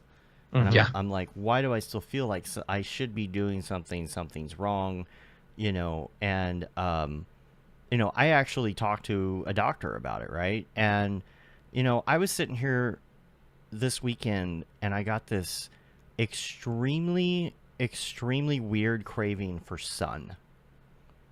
Right? And I started thinking about, I'm like, I'm not a sun person. I don't go to the beach or whatever, but like, I realized, you know, I sit in this room all day with all the lights off every day, all day. That's what I'm doing. I'm in here working or playing game, whatever it is. The shades are drawn, everything. And like, I had this overwhelming feeling that I needed sunlight. And I started thinking about it, and I'm like, do I have a vitamin D deficiency? Is this like some sort of weird, like, deep reaction? And I started thinking about it. I'm like, let me try this. I got more sun that day. I started feeling a little bit better. It might have been totally psychosomatic, but I did order a vitamin D test off Amazon because I'm curious. Like, this is the time of year when people get seasonal depression, and I'm starting to see it as a pattern now. As every January, Christmas is over, It's cold. There's no daylight. And even when I go running a lot. But it's but this time of year, I don't leave till 5:30, and the sun is already almost down. Oh man, you know, and I'm like, am I just not getting vitamin D? So I'll keep you posted. But it's a possibility. Yeah, gotta get the D. I was just waiting for it. Oh man. Yeah, dude. Speaking of mental health, I was I was dealing with a lot. And so I got on some antidepressant medication for a little while, but I found, so I have not a short attention span, fuse? Fuse. There you go. And so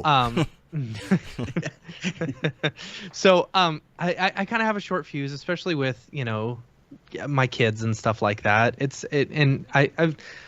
I don't know. My kid has ADHD, got diagnosed, and that's really hard. It's really hard. Like I always feel like a bad dad.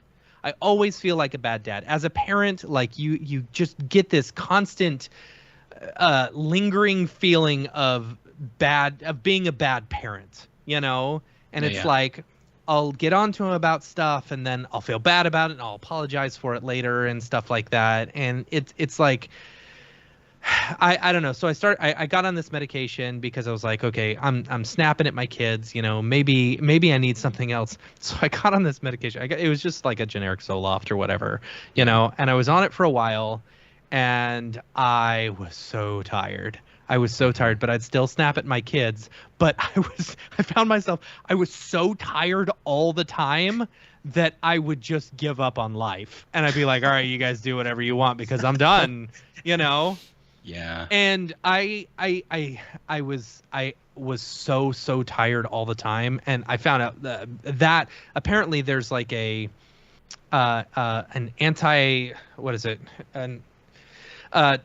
antidepressant medications have a tendency to make you more tired. Oh yeah. Which for me, I think kind of defeats the purpose. I'm tired and depressed, so I get on antidepressant medicines, which make me more tired. And it's okay, well that's just going to increase the depression. But it's going to make me so tired that I'm not going to care about it. What time of day were you taking it? I was taking it in the morning with all the rest of my medications, but then I also tried taking it at night, and it doesn't matter. Like it would just make me tired all the time, and so like I ended up stopping, and I kind of talked to Amy about it a little bit. I said I'm tired all the time, and I'm not. This isn't helping me the way that I should. Like the biggest change that I found with that medication was that I really loved my dog. Like a lot. Like it was so weird. Of all the things, like anytime I would see my dog, I would get filled with this joy and this happiness, But it's like I wanted that same feeling with my kids. That sounds so shitty, I know. But it was like why is that the only joy that is coming off of this antidepressant, and it also killed my libido and blah blah blah. But it's like I got off of it and like I feel a lot better. I don't love my dog as much though. Which is really sad. The dog got bigger. So. My dog is beautiful. I love him. Okay. George Bailey. Jorge Bailey is what I've been calling him today. Jorge Bailey. That's hilarious. But sometimes you just have to go through that, and you have to experience it, and you have to figure it out for yourself. Right. And actually, I'm less tired, now. I'm still tired, but I'm chalking that up to being 40 years old, and I'm a fat guy who doesn't work out anymore. So I don't know. See, my thing with my doctor is I was like, look, I had some things to get through a few years ago, and I went to counseling. I done that. I work out by running like 3 times a week. I told him, I run almost 20 miles a week. He's like, well, you could do a little less than that. I'm like, no, I don't need you to tell me to work out less. I'm going to keep doing that. But those are some of the things that you need to do first. That's the first thing they'll tell you to do. But I'm like, I'm already doing those things, and I'm not feeling less anxious. It's not really depression for me as much as it is anxiety. And like to the point where I can feel the anxiety in my skin. Like it's Yeah. that bad, right? Sometimes it will hit me, and I'm like, why? Why? Everything's good. I got money in savings. I got a project going on. I'm working on my piece. I'm like doing this thing. Like you have nothing to worry I about, don't but you're have- still feeling right. anxious.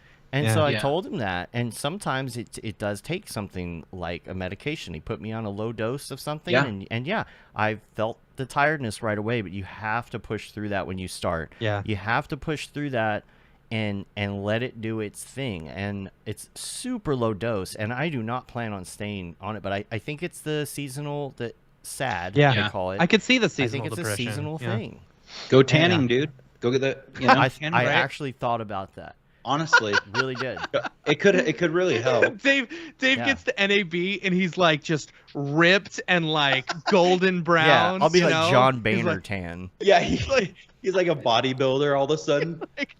Yeah. I'm giving Andrew Kramer a run for his money Dude, now. Holy crap, Andrew Kramer's jacked. Yeah, Yeah. he is. Speaking I have of which, seen him he's in coming real life. back. He is He's bigger very than me. jacked. He's coming Yeah. back. He posted something like he's alive. Yeah. That's I've awesome. seen Element 3. It's Oh. nice. I have. Okay. I have. Oh.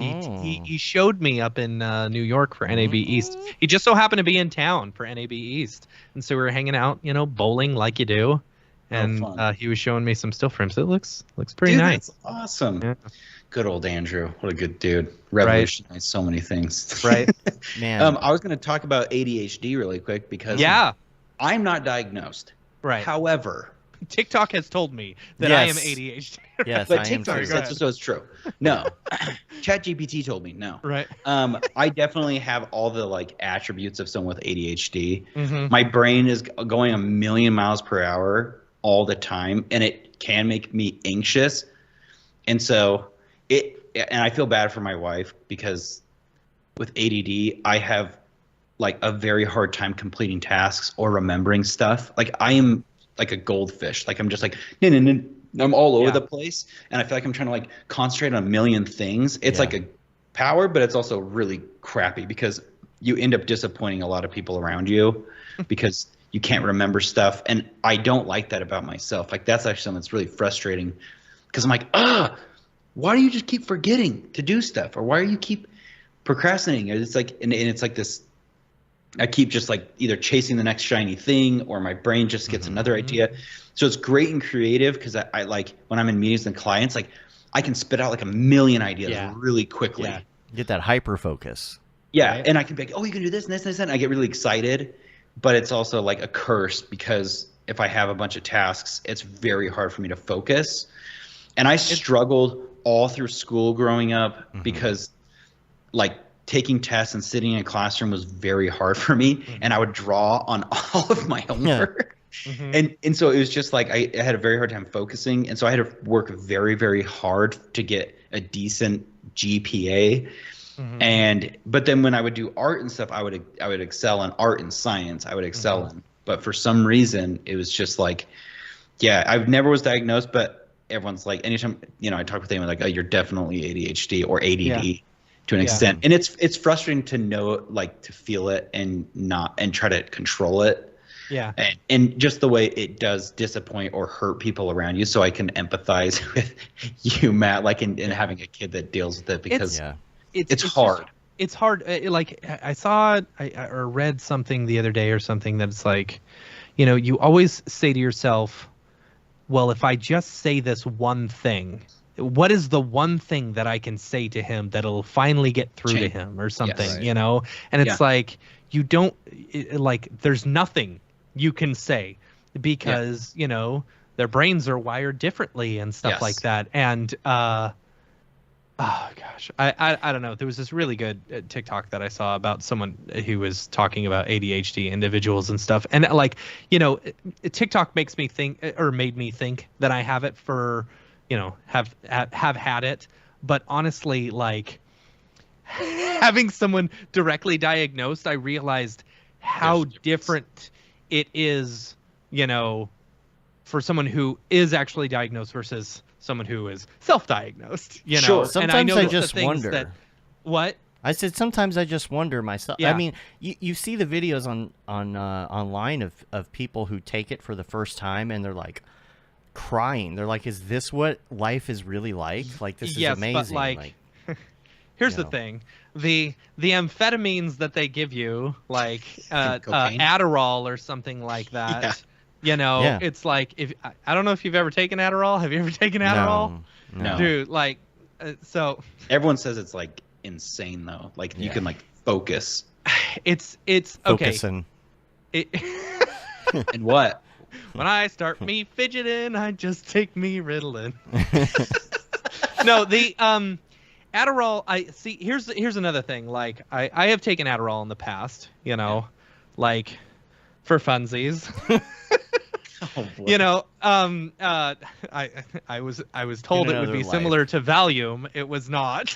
It oh was gosh, who told you that? A Valium. But the thing is, like, so like what it kind of does. I mean, it's an amphetamine or something. So it like you are able to focus and you hyper focus on what the other person is saying or what's going on and stuff like that. But then you can't wait for your time to talk.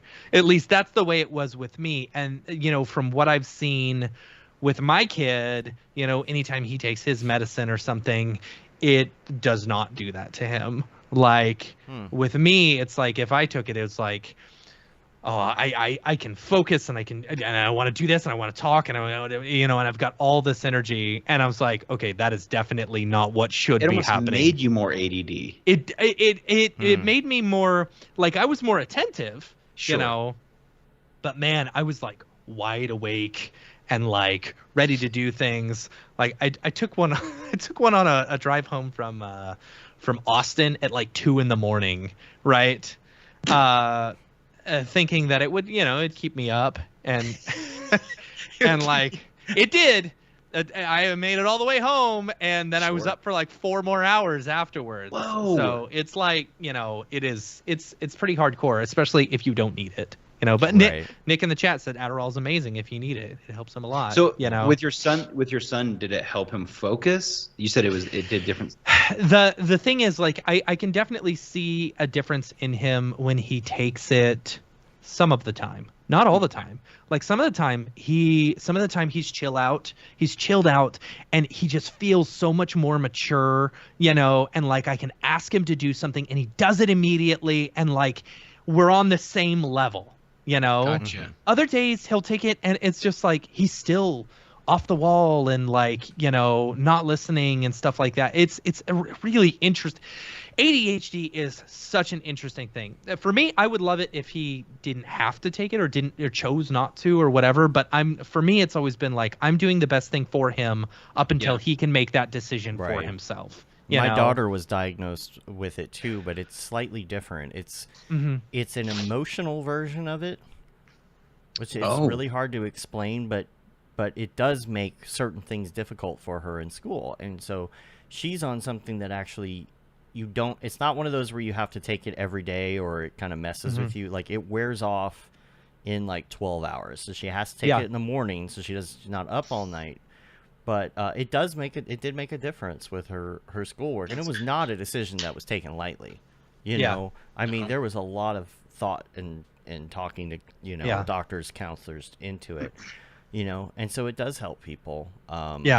It's just hard to tell because everything online says everyone's ADD. So right, I know, right, and that's the thing. It's like, I don't know. We had to switch his medications around a whole bunch, and I really wish he had stuck with the first one because I really liked the first one, but he hated the way it tasted because it dissolved and like he hates the taste of purple or something like that, what tastes like blue? Right. So Wait, what is that I don't know. Futurama. Okay. It's interesting. So you take Impulse in the chat says, how do you get diagnosed with it? And there's actually a test you can do. You can do one online, and it's like the questions are like, does it seem like the person's constantly running on as if they're run by a motor? Do they have a hard time focusing and stuff? And with my kid, it was like he was having a really hard time focusing on reading. His reading was like mega super bad. But his math scores are through the roof and stuff like that. Interesting. And I don't know. It's well, the parenting is hard, man. Yeah. It's so hard. The online test it also was hard tells for you me you have reading when I was a cancer. kid. I did a self-diagnosed autism test because TikTok made me think that I was gosh. autistic. I think everyone's a little bit on the spectrum. Yeah. I mean, Maybe a little. I lose my temper. That was one of the things. That's But hard. the rest of it, I'm like, no, I can keep eye contact with people. I'm pretty good. You know. You are. See, I So- had a problem with reading too as a kid, so I don't know. Yeah. It just Matt, even hearing you the way things you're frustrated with your son Mm-hmm. are the same things that my wife will Yeah. say. It's just like she'll like, hey, do this, and I'll forget. I won't do it. Yeah. And it's not like a malicious thing, like I'm avoiding it. It's just Yeah. I will totally. My brain's like, and so my brain just is like, that's Yeah. gone. Like, and it's like a and I focus do thing. that too. Or I do listening, that too. It's just like listen. Yeah, that's hard. the frequency of Yes. how much it happens is the Yeah. frustrating part. Yeah, it can be really hard. And yeah, I'm like, yesterday him and I we got into it because like I'm on this kick of like I want to clean my house. I want my house perfectly clean. And so I've been throwing away stuff that I've been holding on for 15 years, being like, oh, one day I'll use these RCA cables. right, exactly, Yeah. or something like that. Telephone and so, cord. Like I've been throwing away all this stuff, and I said, okay, I one thing with ADHD. Here's the thing. Let's tell your wife this. Physical touch is a big thing. Like, Yes. if you grab onto them and like look them in the eyes and tell them exactly, that helps a a little bit. I'm gonna have her do that. Just grab me by the shoulders. You need to go do the laundry. Shaking you, Yeah, shake them real hard. But like, Man, how'd you do that and your hair stayed good? Like, There we go. It's clay. It's Damn. So I made a list of him. For him, I said, okay, you need to clean your room. This will take about 20 minutes. If you need to take a 5-minute break every 5 minutes or whatever, do it. Right? I shouldn't have said that, by the way. Right. Because every time I'd see him around, what are you doing? Are you cleaning? I'm taking my break. I'm on my break. yeah. That's awesome. You said I can have a break. So, and I was Nightmare, like, I nightmare, laid all the nightmare. things out. I said, I need you to clean this, and I need you to clean this. It will take you 30 minutes. That's all it should take you. All right. If you need to take a couple breaks, go ahead. But it took him all day. And so I went in, I said, you can't play video games until this is done. And so like at one point I had come up to his room after like the 15th time he said, okay, it's clean, and I was like, okay, fine. I just ignored him. And I was like, all right, you can play video games, and I come in later that night and like half the stuff that I told him to do is not clean. And he's like, it's so boring. I was like, no shit, it's boring. What do you think I've been doing every weekend for a month straight is cleaning up after you and cleaning up after your other brother. And like, yeah, it's boring as hell. All It's I gotta want to get do is done. play video games. But Yeah. I don't know where I was going But with money, that. though. But it's like, I'm just thinking of that TikTok, Dryzen. He put it in my head again. Nightmare. nightmare. So funny. Is that Eric Andre, right? Yeah, it was. It was Was a. It was. That was the original that it was from. But we that he was referencing when he said. Oh, it. okay. I Yeah, see. yeah. God, Yeah. that was good. Eric Andre show. Hey, another switch gears. Tell us about Yeah. your Mac Studio, Matt. Oh Tell us yeah. what you think? So I finally got my Mac Studio in the mail. It came early, so it came last week. And so here was the thing. I had been on the fence about it forever. Last year before it was announced, I even said, if they make a Mac Mini that is slightly better, I would buy that in a heartbeat because I really like the small form factor and stuff like that. I'll And be back. go for it. Yeah. So I got it in the mail on Thursday, and I absolutely hated it the first day that I got it. And that's 100% because I had to work out some issues with my workflow. So Sure. what I use on a daily basis, I've got 3 computers that I'm running now. One monitor, and I use a program called Synergy Oh. where they all work together, and I freaking love it. right? That's awesome. So it's one keyboard, one mouse, and like I'm able to copy and paste between, and I can drag and drop some files depending on how big they are, between. So now I had a hard time getting it set up, and then of course I got to download all my programs. I got to get Dropbox synced, which Dropbox was giving me hell. So I was really. Do you have to have licenses for each of those computers? Like if you're you buy one. You buy one license. So originally, I've been using Synergy for probably 15 years, back when it was like a terminal based thing, and so, or command line based thing. And then they turned it into an actual visual app or whatever. And so I've been using that. And then I upgraded to a new version to where you can have up to 15 computers, which is absolutely insane. And it could be a mix between Mac, PC, and Linux, which is really neat. Yeah.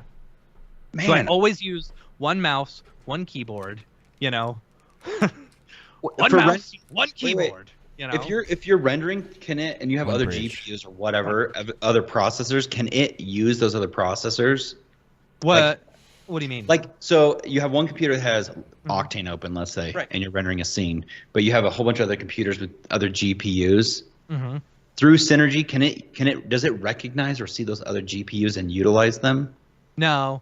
Okay. No, it's not like that. It's basically just for mouse and keyboard. Okay. For using your mouse and keyboard, across all your systems. So right now, my PC is right here. Then I go up, and now I'm on my Mac, right? And then I go down, and then I go over, and now I'm on my other PC, right? It's all just one mouse, one keyboard, which is really nice. I just use Parsec. Yeah, I don't like Parsec, having Parsec open all the time. Parsec is sweet, but like I use it to get into my other computers in the other room. Yeah. But so I bought it. I was on the fence on it for a really long time, but I picked up this 3-month contract supposedly. We'll see how that goes. And I was like allegedly, so I was like, okay, I'm gonna get it, and I just did it on the 12 months, equal payments, blah blah blah. I was like, I can afford that, for the next year. And so, but I was also on the fence because it's like, well, Apple has this thing where they update. It's called the M1, which means there's an M2 coming out, which means there's an M3 coming out. So it's like, are they going to update it every year? And it's like, so I'm always on the fence about buying an Apple product. Me and Paul were joking around on Discord the other day. He said, yeah, if I don't buy an Apple product within the first 2 weeks, I'm holding out until the next one. Right. Yeah, really. And that's kind of what I was doing, but I was like, okay, I've got the chance. I'm going to pull the trigger. I've got 15 days to test this thing out and see whether or not I want to return it, because when they were talking about it, when they announced it, they're like, oh yeah, it's going to be as powerful as a 3090. And I was like, hey, if that's a 3090, that's good. Yeah. Mm-hmm. It is definitely not. It is definitely not. So I can say out of the tests that I have done, once I finally got Synergy all up and running, which Synergy is an awesome program. If you need multiple computers, buy it. It's awesome. It's so good. Once I finally got Dropbox, I had to resync my entire freaking Dropbox again, which was awful. And so I did that. I got all my Creative Cloud stuff installed. I got Octane and C4D and all my other programs installed. And I did a test. So I pulled a project. It was just this little Converse project that I did for fun. And I rendered it on my PC with dual 3090s and then the Mac Studio. And it was a minute 30 on the Mac Studio, and it was 25 seconds on the dual 3090s. So it's about a third, whatever a third of the speed of two 3090s. So it's probably, let's see, I think my dual 3090s is a 1350 octane bench. So you're looking at what, like a 500, 450 or something, which isn't great. It's probably about a 2070. Sure, like that, say. When they compare that card to a 3080, 3090, they're more talking about like overall, because for you're comparing like the CUDA cores to whatever the equivalent is in that card. So it's a little different. It's a good segue I don't know. Engines. Like the thing is, I can't test it because there's no Mac OS based Octane bench, Right. Like there's no results for that. So let's see, what's the score? What does that equal to? So that's probably equal to about 450. A 3070 Ti. Okay, that's not too bad. That's not bad. A 3070 Ti. It's probably equal to about a 3070 Ti. Yeah. But that seems but about like for price, how does it compare? it's right? $6,000. Okay. Okay. $6,000, which this machine was probably, my PC was probably about $6,000 too. You know, With you have two 3090s. two 3090s. Yeah. Yeah. So I mean, you're paying a fair amount of money, but here's the thing: I did an After Effects test, and I rendered one video on my PC. It took 8 minutes. I rendered it on my Mac 4 minutes. Okay. So do your comping on the Mac? What? So do your comping on the Mac? Do all Absolutely, your 100%. And so it's like that was the deciding factor where it's like, okay, I'm comfortable with this. I will probably keep it. You know, because it's so much faster in After Effects. And by the way, I gotta say, you know I give After Effects shit a lot because they're a terrible, unstable, terrible program.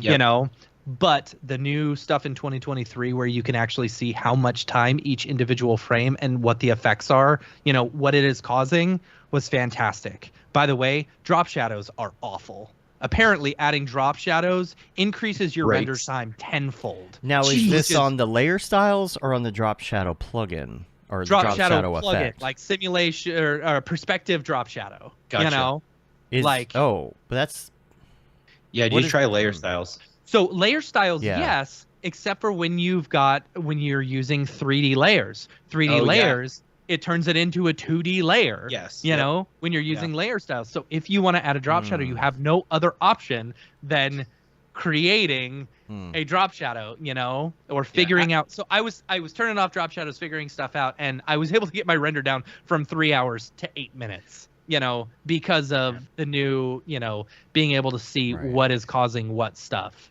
you know. Have you guys played with Calvary? I have not. I think I downloaded it, but I opened it and I was confused. Dude, you know, I'm like, if I wish that After Effects was doing what they were doing. It's actually really fast, and it's like the way you add like effects and stuff, and it's so you just right click on the layer and you just like, I want to distort, I want to repeat it. Like I feel like After Effects should have stuff like what Mograph has. I don't understand like the cloner and all of that. Like I'm like, why they have the repeater? The repeater is garbage though. It is garbage. Like, it is total garbage. Because you can't even like do like fall offs like the right way. It's only offset, and I'm like, this thing's just garbage. Like they have so much they could update, and for it being 2D, the playback should be instant. Right. Absolutely. Like why is absolutely the playback should just be like boom every time. Like the shapes, you're animating shapes. And it's like, it shouldn't matter how many layers you have. It's built on old code. That's the problem. That's why it's really bad. Like they have to restructure the whole thing. Even their comping stuff all needs to be fixed. Like, especially going to Nuke, like, because I use Nuke for compositing. Like, holy crap. It's just like a 9-day difference. Even Fusion is way better for comp. And so it's like After Effects just needs to like we're doing a huge overhaul. Well, I'm wondering if maybe they couldn't just say, hey, we're gonna make a new piece of software. Yeah. You know, don't say update it almost After would be Effects. worth People might still need After Effects. People still would not want to switch. Why not make something that's why not make a new program? Yeah, I don't know. Or they just are like they keep the old one until a new release, and they're like, we literally restructured the entire thing. Yeah, but that's the thing. They did that. They did that back in CS5. CS5. It was like that was the thing that they were announcing at NAB, and they're like, you see that? Do you see that? How fast it was? Yeah, they're like, we completely real-time redid playback. all the code for it, and it's like then I got CS5 and I was like, this isn't fast. This is bad. Every time they come out with a new version, they say it's got real-time video playback. And every time I'm disappointed. Real time. Oxymoron. It's insane. At this point, all video stuff should just be like we shouldn't ever have to buffer. Can you answer me? Why in the world could you cache something in RAM? It's not calculating anything, and it still will not play in real time. Yeah, I don't get it. Yeah, After Effects, they need new programmer. I don't know what they need. I don't know what's going on with Adobe with that. Yeah. It's so dumb. I don't know. I don't know if it's a Mac or PC thing, but I will say, I mean, this is a brand new Mac with no bloat in it at all, you know. But like scrolling through the timeline, it's pretty buttery, you know. Yeah, I mean, that's good. It's not real time or whatever, you know, but still, but why? It's what? But, Yeah, exactly. but why? But why? I know, right? Yeah, I don't know. The M1, like especially with animation, like It's the M1 Ultra. It's got more. but yeah. why is more it faster? M1s. Is it CPU? It's CPU. Yeah. Oh yeah. After Effects is all CPU. But I'm saying specifically, is it the CPU of your new Mac? Yes. And could you get 100%. the equivalent and stick it in a PC? And You probably could. You probably could, because I was looking at benchmarks of the card that, or the CPU that I currently have, you know, which is probably like 3 years old, 4 years old, you know. So I'm sure there's a newer version that's probably faster than the M1 Ultra card, you know, or whatever. So, but opening up Octane and seeing that 128 gigs of VRAM available. That's nice. That's super nice. Yeah. So, Yeah, But I it just was think- weird. I opened up the same project, you know, in Mac and PC, and on the PC, I'm assuming this is how Metal sees it or whatever, right? On the PC, it said I had 10 million polygons or tries or whatever, but on the Mac, it said 18 million. Same project. That's You know, weird. it's just the way, I guess, the way that doing it through Metal versus doing it through, maybe you know, instancing or something? I don't know, NVIDIA. That's weird. Like, I would love to talk to Jules about that and just Yeah. ask him, because the thing is, like, here's the thing: I'm doing the research for everyone. You know, like Right. no one's buying a Mac Studio to do Octane on it, right? Right. I am. Yeah. Because Yeah. I kind of want to be. I've always wanted to be back on the Mac. You know, Mac train. the Mac train. Back to the Mac. You know, I like the Cool. operating system. I always have. It is beautiful. You know, Yep. and it's like being able to do iMessages in my browser That's in pretty my sick. operating system is very nice. It is really know? nice. Unfortunately, you it's just the price tag. That's why I stick with PC. Yeah. Yeah, It's just like, yeah, I take a get bang it. for I my buck. totally get it. I totally get it. You know. Yeah. So But we're I don't know. Pushing up on 2 hours here, and I wanted to get to render engines before yeah. Yeah. we go. Let's talk What are you Clarice. pushing? What you pushing these days? What stuff do I got?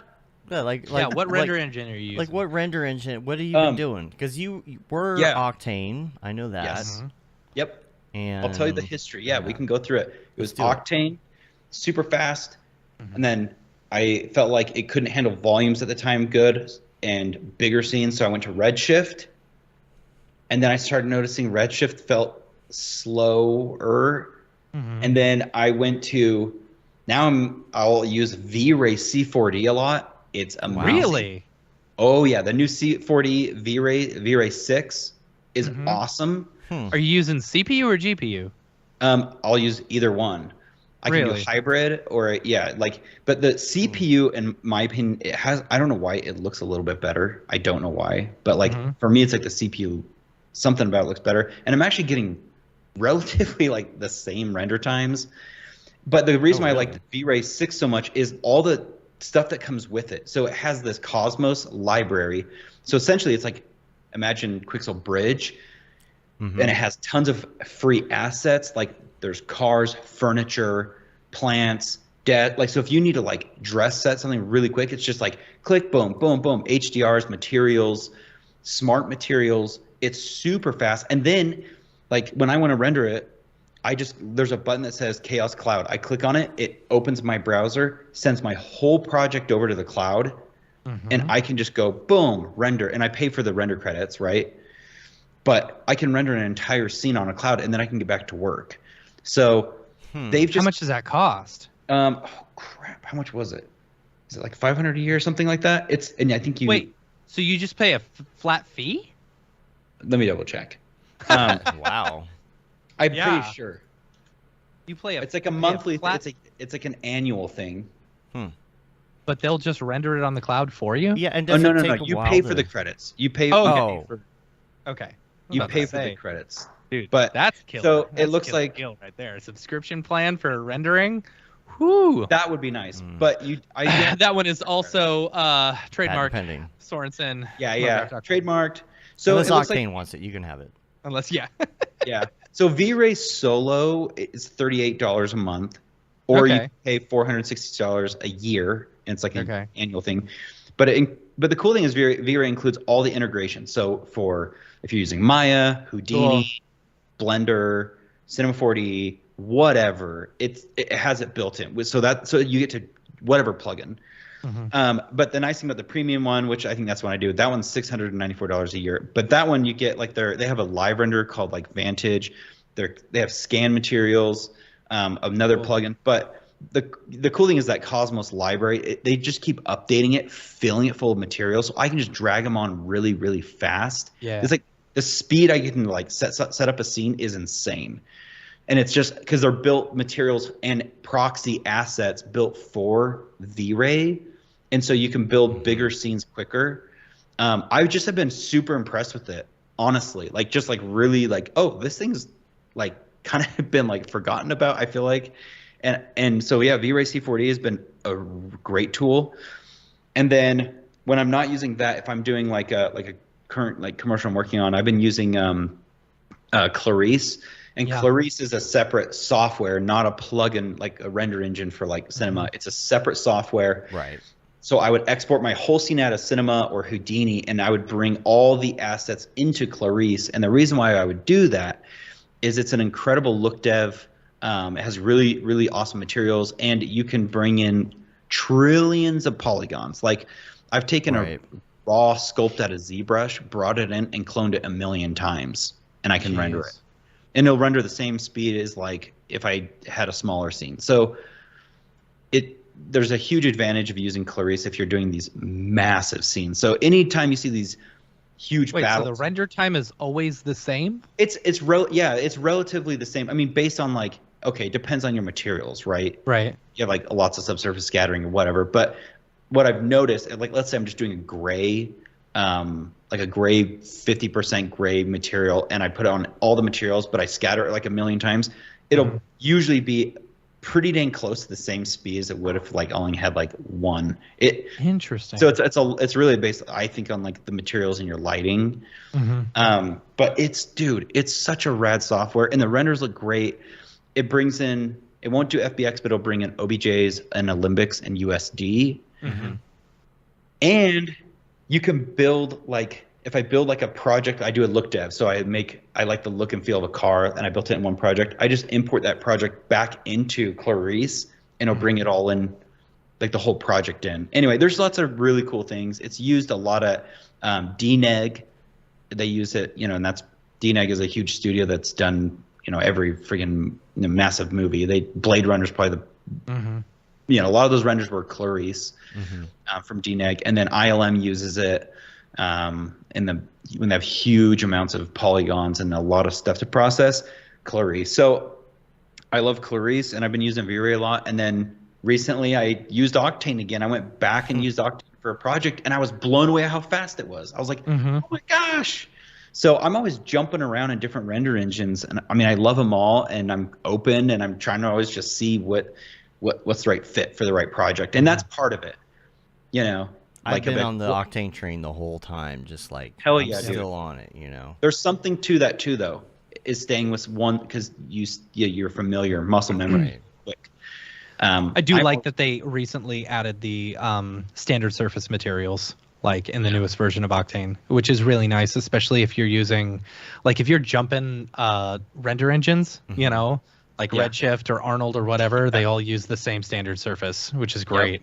So. Yeah. On the V-Ray stuff, when you were uploading to the cloud, is there like a long package time? Because like if you're going to do that with Octane, you got to do the Orbix, right? And what if you have like gigantic files, like how does it handle that?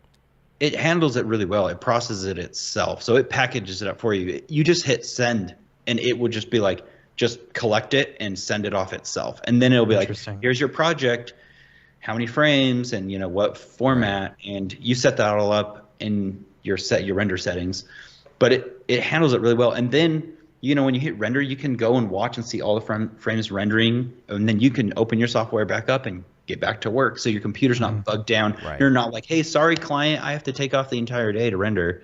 Right.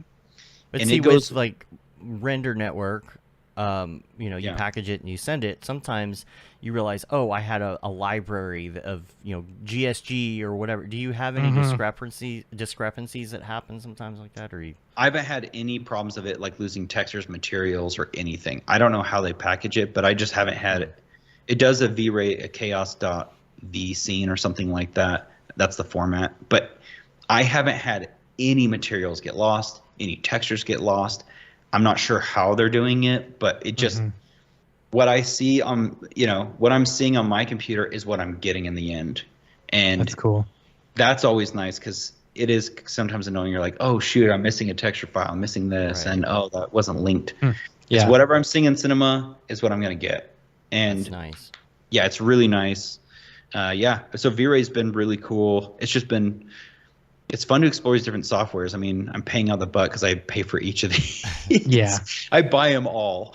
On Clarice, like, what is the point? Like, someone listening, they're like, oh, Clarice, okay, why do I need that? Like, what's the point to where you're like, I need to step up to this because what? So if you have a massive landscape and the camera's flying around through the scene, and you're gonna go all the way down to you're in a canyon and it goes all the way down to this teeny area where there's a little lizard and there's lots of little and it's 8K, 12K textures. It's just super detailed. You can bring in the highest poly assets, the highest scanned things from Quixel or whatever, and you can just move your scene around quickly. That's the other thing. When you're previewing this thing, you bring in as much as you want, and it doesn't go slow at all. Like the preview window is, to me, like the most magic, because I'm just painting with a scattering brush. It's and I'm just oh, each of these, and each point is like a million polygons, and I'm just painting, and there's just so I never have to optimize my scene and be like, oh, I need to use a lower, I need lower polys. Oh, now I can't play back because there's too many polygons. It just runs really fast. So the preview is amazing. It's, that's the biggest thing is the better and better your scenes will look is the faster you can iterate on them. A lot of times we won't iterate and make a scene better because it's taking too much time. I've had experience in cinema where I've keep throwing more and more stuff in a scene, and then I can't even orbit around something. I have to solo. But in something like Clarice, that's not a problem because it's not even actually importing the geometry. The geometry is living outside. It's doing a weird thing. It's referencing it. It's only referencing it.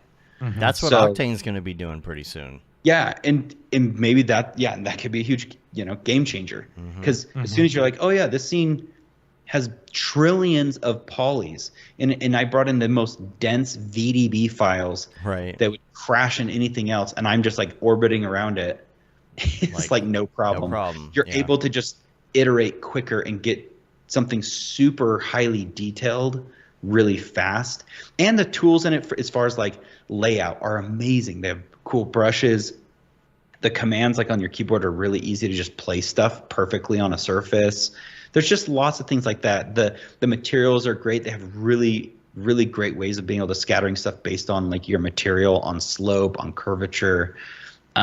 There's just a lot of really cool tools within it. So I've just become more and more of a fan, and I love being able to just bring everything in there and reliably know that it's just a really robust and solid software. It's dependable. Just dependable software, which is great. Not a lot of glitches and problems. So I'm not doing a lot of fixing. So yeah, huge fan. So yeah, everyone should go check out Clarice, isotropics.com. Go check it out. How much is it? I think it's for indie $1,000, and then I think the renewal is $200 a year after that. Oh, that's nice. That's not bad. Yeah, and the community is great. So if you ever jump in there, go on Discord, join their Discord, and people in there are always awesome. I'll just post screen grabs or whatever, hey, how do I do this and this? And people are just quick to reply. Isotropics, PIX. Yeah. PIX, isotropics. Yeah, great community, super helpful, and you're talking to industry professionals. Like some of the guys I like fanboy over, and they're answering my questions. Uh-huh. You know, so that's always fun. You're like, oh my gosh, I'm talking to the guy that like he worked on Star Wars and he did this scene, and he's answering my question. So it's fun to like kind of rub shoulders with guys that are doing really, really fun stuff. Mm-hmm. So yeah, I love all render engines, and you know, we can even talk about Unreal. Unreal's amazing. I unfortunately haven't gotten into it yet because every time I'm going to for a project, I'm always like, oh, but we're doing this Houdini sim, so I can't. Yeah, you know? Right. So yeah, I just Unreal Engine. haven't found a place for it in my workflow for any reason yet. It's not that I don't want to, but here's the thing. Everyone, if you want a job, get Unreal Engine. Learn Unreal Engine. Yep. Because there are the amount of jobs that I'm seeing on LinkedIn. When I search Cinema 4D, I don't see many jobs, right? When I search After Effects, I see a fair amount of jobs. If you type in Unreal Engine, the amount of jobs that are available is absolutely ridiculous. Yeah. Like it is. It's insane. Right. Yep. Yeah. It is getting a little nuts about how much there is out there. I think everyone is going to need to learn Unreal Engine at some point. You know. Yep. Unless unless what like we were talking about earlier is because everything's becoming more real time, and it's maybe as soon as like Octane or once Brigade comes all out, these are all just like real time. Then it won't matter which engine you're using. You know. Yeah, Brigade, and I don't. I don't know. I don't know about the Unreal stuff, man. It's there's a lot of things I don't like. And I've talked about it enough times on the show, but with the things that you're seeing, Matt, online, like you were mentioning it before the show this morning, like, oh, this is Unreal and this is Maya, and you're seeing less cinema stuff. But you got to keep in mind that those are for jobs specifically looking for an animator. Yeah. The good thing is, and if you if you don't want to learn a new thing, if you're like, oh, I don't want to learn Maya, I don't want to learn Blender, I don't want to learn Unreal, because I know how to do what I need to do in cinema or whatever program you're in, right? Like, those kinds of jobs are the ones where someone needs you to make a piece of art and they don't care how you do it. Right. I get that. I totally get that. It's just like it's I have yet to find, and maybe this is just a LinkedIn thing where it's like, okay, maybe LinkedIn is just not. It's just feeding you. It's not set up for for that makes sense. For Cinema 4D people or something like that. Maybe there's something else, I don't see a lot of Blender stuff on there either. I see a ton of Blender. Oh, you stuff, do? Yeah, I mean, you type in Blender for jobs, there's tons of them. But the biggest thing that I've noticed is Unreal Engine. It's like Unreal Engine. Everyone wants you to know Unreal Engine. There are tons of jobs out there. I just don't like because I'm so used to a traditional 3D platform. Yeah. I hate getting in there and using navigating. I know it's just terrible. me. It's me not using it enough. I'm like, it's so annoying. I don't like the way you move around. I see people moving around in it too, and I'm like, I don't want to do that. I don't want to do No, I don't like to fly around. It just, there's something that they definitely, like, it's obviously going to keep getting more and more amazing, and I'm seeing amazing stuff, but it's interesting because, like, even with, like, the light, like, when they did the virtual production stuff, a lot of times they're like, oh, yeah, they only use virtual production. I'm like, actually, I've talked to a lot of the artists, and a lot of times they replace the backgrounds. Like, they'll use it for lighting and reflections. Oh, that's funny. And I've talked to a lot of artists. Yeah, and they'll be like, or there was flickering or a weird thing with Unreal Engine, and so they'll end up cutting out, like, The Mandalorian and then replacing a lot of the environment. Right. And they're like, the reflections are great. It casts a nice light, but they're not always using it as the final. Sometimes they are. I can only imagine, like, how much roto work is involved. Oh, yeah. No, there's sometimes a ton of roto work. Jeez. But people act like, no. And I'm like, actually, no. Wrong. I've talked to artists that have worked on some of those. So it's just, it's an interesting. But I think Unreal is amazing. And maybe if you're doing, it's hard because, like, some clients can't tell the difference between, like, a really, really nice render and an Unreal render. Maybe we can, as artists, we can look at it and be like, oh, that was Unreal. Like you can look at it like, oh, that was Unreal. Oh, that's definitely like Octane. Oh, that's Redshift. But for some clients, they may not care. Sometimes they just want speed. And so you're like, do I do this product render all in Unreal Engine because it's so fast, or is it just worth it to keep it in Octane and do it all there? I don't know. Yeah, I saw a flat earther who was trying to say on TikTok the other day that have you seen how realistic Unreal Engine is? NASA's just doing that. And it's like, no, people would be able to tell. Like, dude, those are my favorite. Is seeing like someone. This one guy was talking about the space video, the live space stream from the space station. He's like, it's all CG, man. Yeah, it's all CG. And I'm like, it is so funny because I'm like, are you kidding me? I'm like, it just goes to show how good CG has gotten. Exactly. Honestly, they pull out the JPEG artifacts and they're like, look, it's fake. Look at the JPEG artifacts. What? But even just the live streams, they think it's like a live stream of like VFX happening live with like cloth sim and cords floating around and like seeing someone spit like bubble, and I'm like, no, you're giving us too much credit. There's a guy at the space station and he had this thing behind him, and it's this grid, and the grid is there because when they're doing experiments, they want a reference to scale. And he's like, look, that's a green screen. It's like, dude, first of all, it's dark like green blue, and second of all, there's a grid on it. Why would you put a giant grid that you can't key out on it? I know, either roto them out. Why? Like, yeah, at that point. I love it. Yeah, giving us too much credit. Impulse says, I know exactly how you feel. I'm a gamer and used to move with WASD, and it's still annoying AF.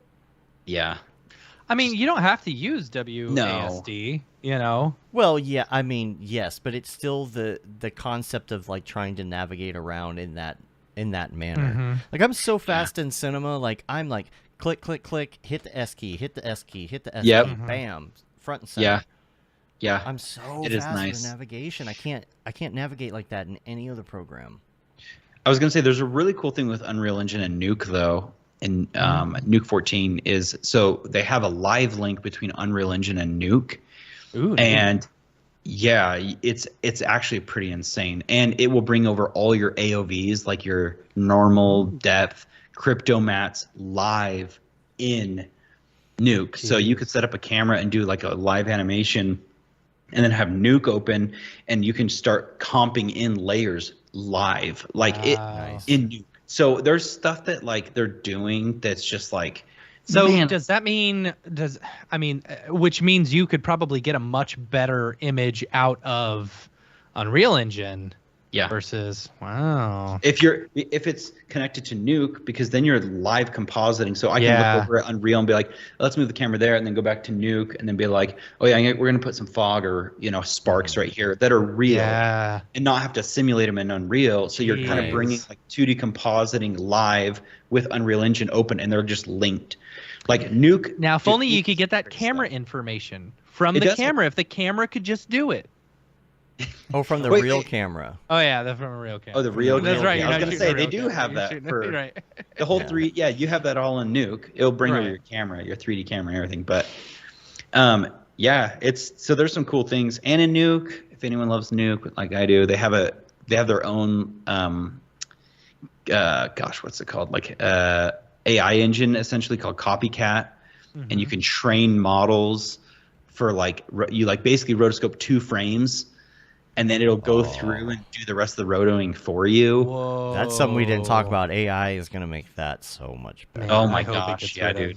Yeah, so there's Nuke is definitely, they're jumping ahead with like the AI tools. Like there's so many things like skin cleanup. You clean up 2 frames or that's cool. That's great. And then it'll go through and do the rest for you. So man, see, I want that. Yeah, dude. Like, how is that going to make our lives worse? I would love to hop on the Nuke train, but it's so expensive. I know. Nuke Indies, I think, what, 500 is it? A year? Yeah, and it's 4K. Oh, okay. So you pay it's 4K now? Okay. Yeah, 4K for Nuke Indie. Nice. If you're comping, I would say do not do any like motion graphics in there. I know, that's the thing. Like a good majority of the stuff that I do is motion graphics. It's too much setup I don't do motion graphics pretty. Like if you're like, I want to bring them in and like add extra like little effects and things like that, or comping like stock stuff, I'm like, Nuke's amazing. So yeah, or if you're doing projections, you're like, hey, like our 3D stuff looks good, but if I re-projected some textures I painted in Photoshop back onto the geometry to make it look even better, Yeah. like Nuke is the way to go. So comping, I'm always like trying to push people in the Nuke because it's once you understand nodes, how do nodes work, it just it changes the game. So Yeah. Anyway, lots of fun stuff. Love Nuke. Cool, man. Anything coming up that you're working on or anything? Yeah. Like, I have a really cool project. Hopefully in March I'll be able to share that I'm working with one of our clients. Software I'm using, Clarice, Nuke, Houdini, Cinema, all on this one project. Wow. Substance. I'm multiple animators. It's a bigger commercial piece. I think it's going to be beautiful and awesome. So I'm really excited. It's like actually a client project I'm super stoked about. Cool. So yeah, hopefully look in March I'll have some. I can't share much, but you'll have to just come back on, I mean, right? Yeah, I'd love to, guys. I feel like we could go a couple more hours, We could very, very easily go a couple more hours. Yeah. Yeah. It's we so haven't much done fun. like a over 2 hour show in quite a while, actually. I know. We should really try to. Dude, we could talk. Let's go 16 hours one time. Yeah. Yeah. We'll just bring like a pan to sit on and just go to the bathroom live. Nah, you just go. No, it makes it more interesting. The bidet, The bidet. Right. Remember the bidet. We'll just do the whole It's a show life from our hack. The toilets. on-toilet. Yeah, there you go. I mean, a TikTok there. Just might occasionally as you well hear- podcast. Dude, we would all have hemorrhoids by the end. On that fine. note, On that note, speaking of hemorrhoids, if people want to like check out your stuff, if they want to talk to you, if they want to ask you a question, where should they go on the interwebs? I would say my Instagram is the best thing. VFX_central on Instagram. That's the best place to find me. Okay. Message me, follow me, whatever. Stalk Share- you, whatever. Stalk me. Mm-hmm. I love it all. Cool. Thanks. Cool. All right, well, we're going to get out of here. You can rate us on iTunes. You can leave a review on your podcatcher of choice. Subscribe, because it helps get our ratings up. You can say you've been there, done that, got the T-shirt with the Mograph logo tee, the Paul Babb Feel the Babb 2020 shirt. All the profits from that go to Doctors Without Borders. The Render Things T-shirt, hoodie, and long sleeve tee. The Mograph Blandishment shirt, and the That Render is Fire shirt, which you're only allowed to wear ironically. Unless you're shams. Yeah. Check us out on Mograph.com. Make sure you check out the courses on there and see if, maybe you want to stop being afraid of Houdini, If you want to check out some Unreal stuff, there's some great stuff on there. See, Aaron, you could do that. Yep. We'll hook Just you up. jump in. We'll hook you up. You hooked us up with Okay. yours, and I still get the message every week that I haven't finished Yeah. it. you haven't done anything. Yeah. And I haven't either. Yeah. And so there's that. Make sure you check out Mograph TV. That's mograph.com/TV, or just go to our YouTube channel at youtube.com/Mograph. Turn it on, rip the knob off, and meet some new friends and watch some fun shows. And that about wraps it up. I don't have anything else. Again, Aaron, thanks again. Thank you, guys. That was fun. Yeah, man. Until next time, I'm Dave. And I'm Matt. And I'm Aaron. Have a good one. Later, you. Bye. Stand by. NAB or cigarette? Dude, I want to go to either one, man. Come to NAB. Come hang out with us. Yes, in Vegas? Yeah. Oh, yeah. Boy, April? Is that when they're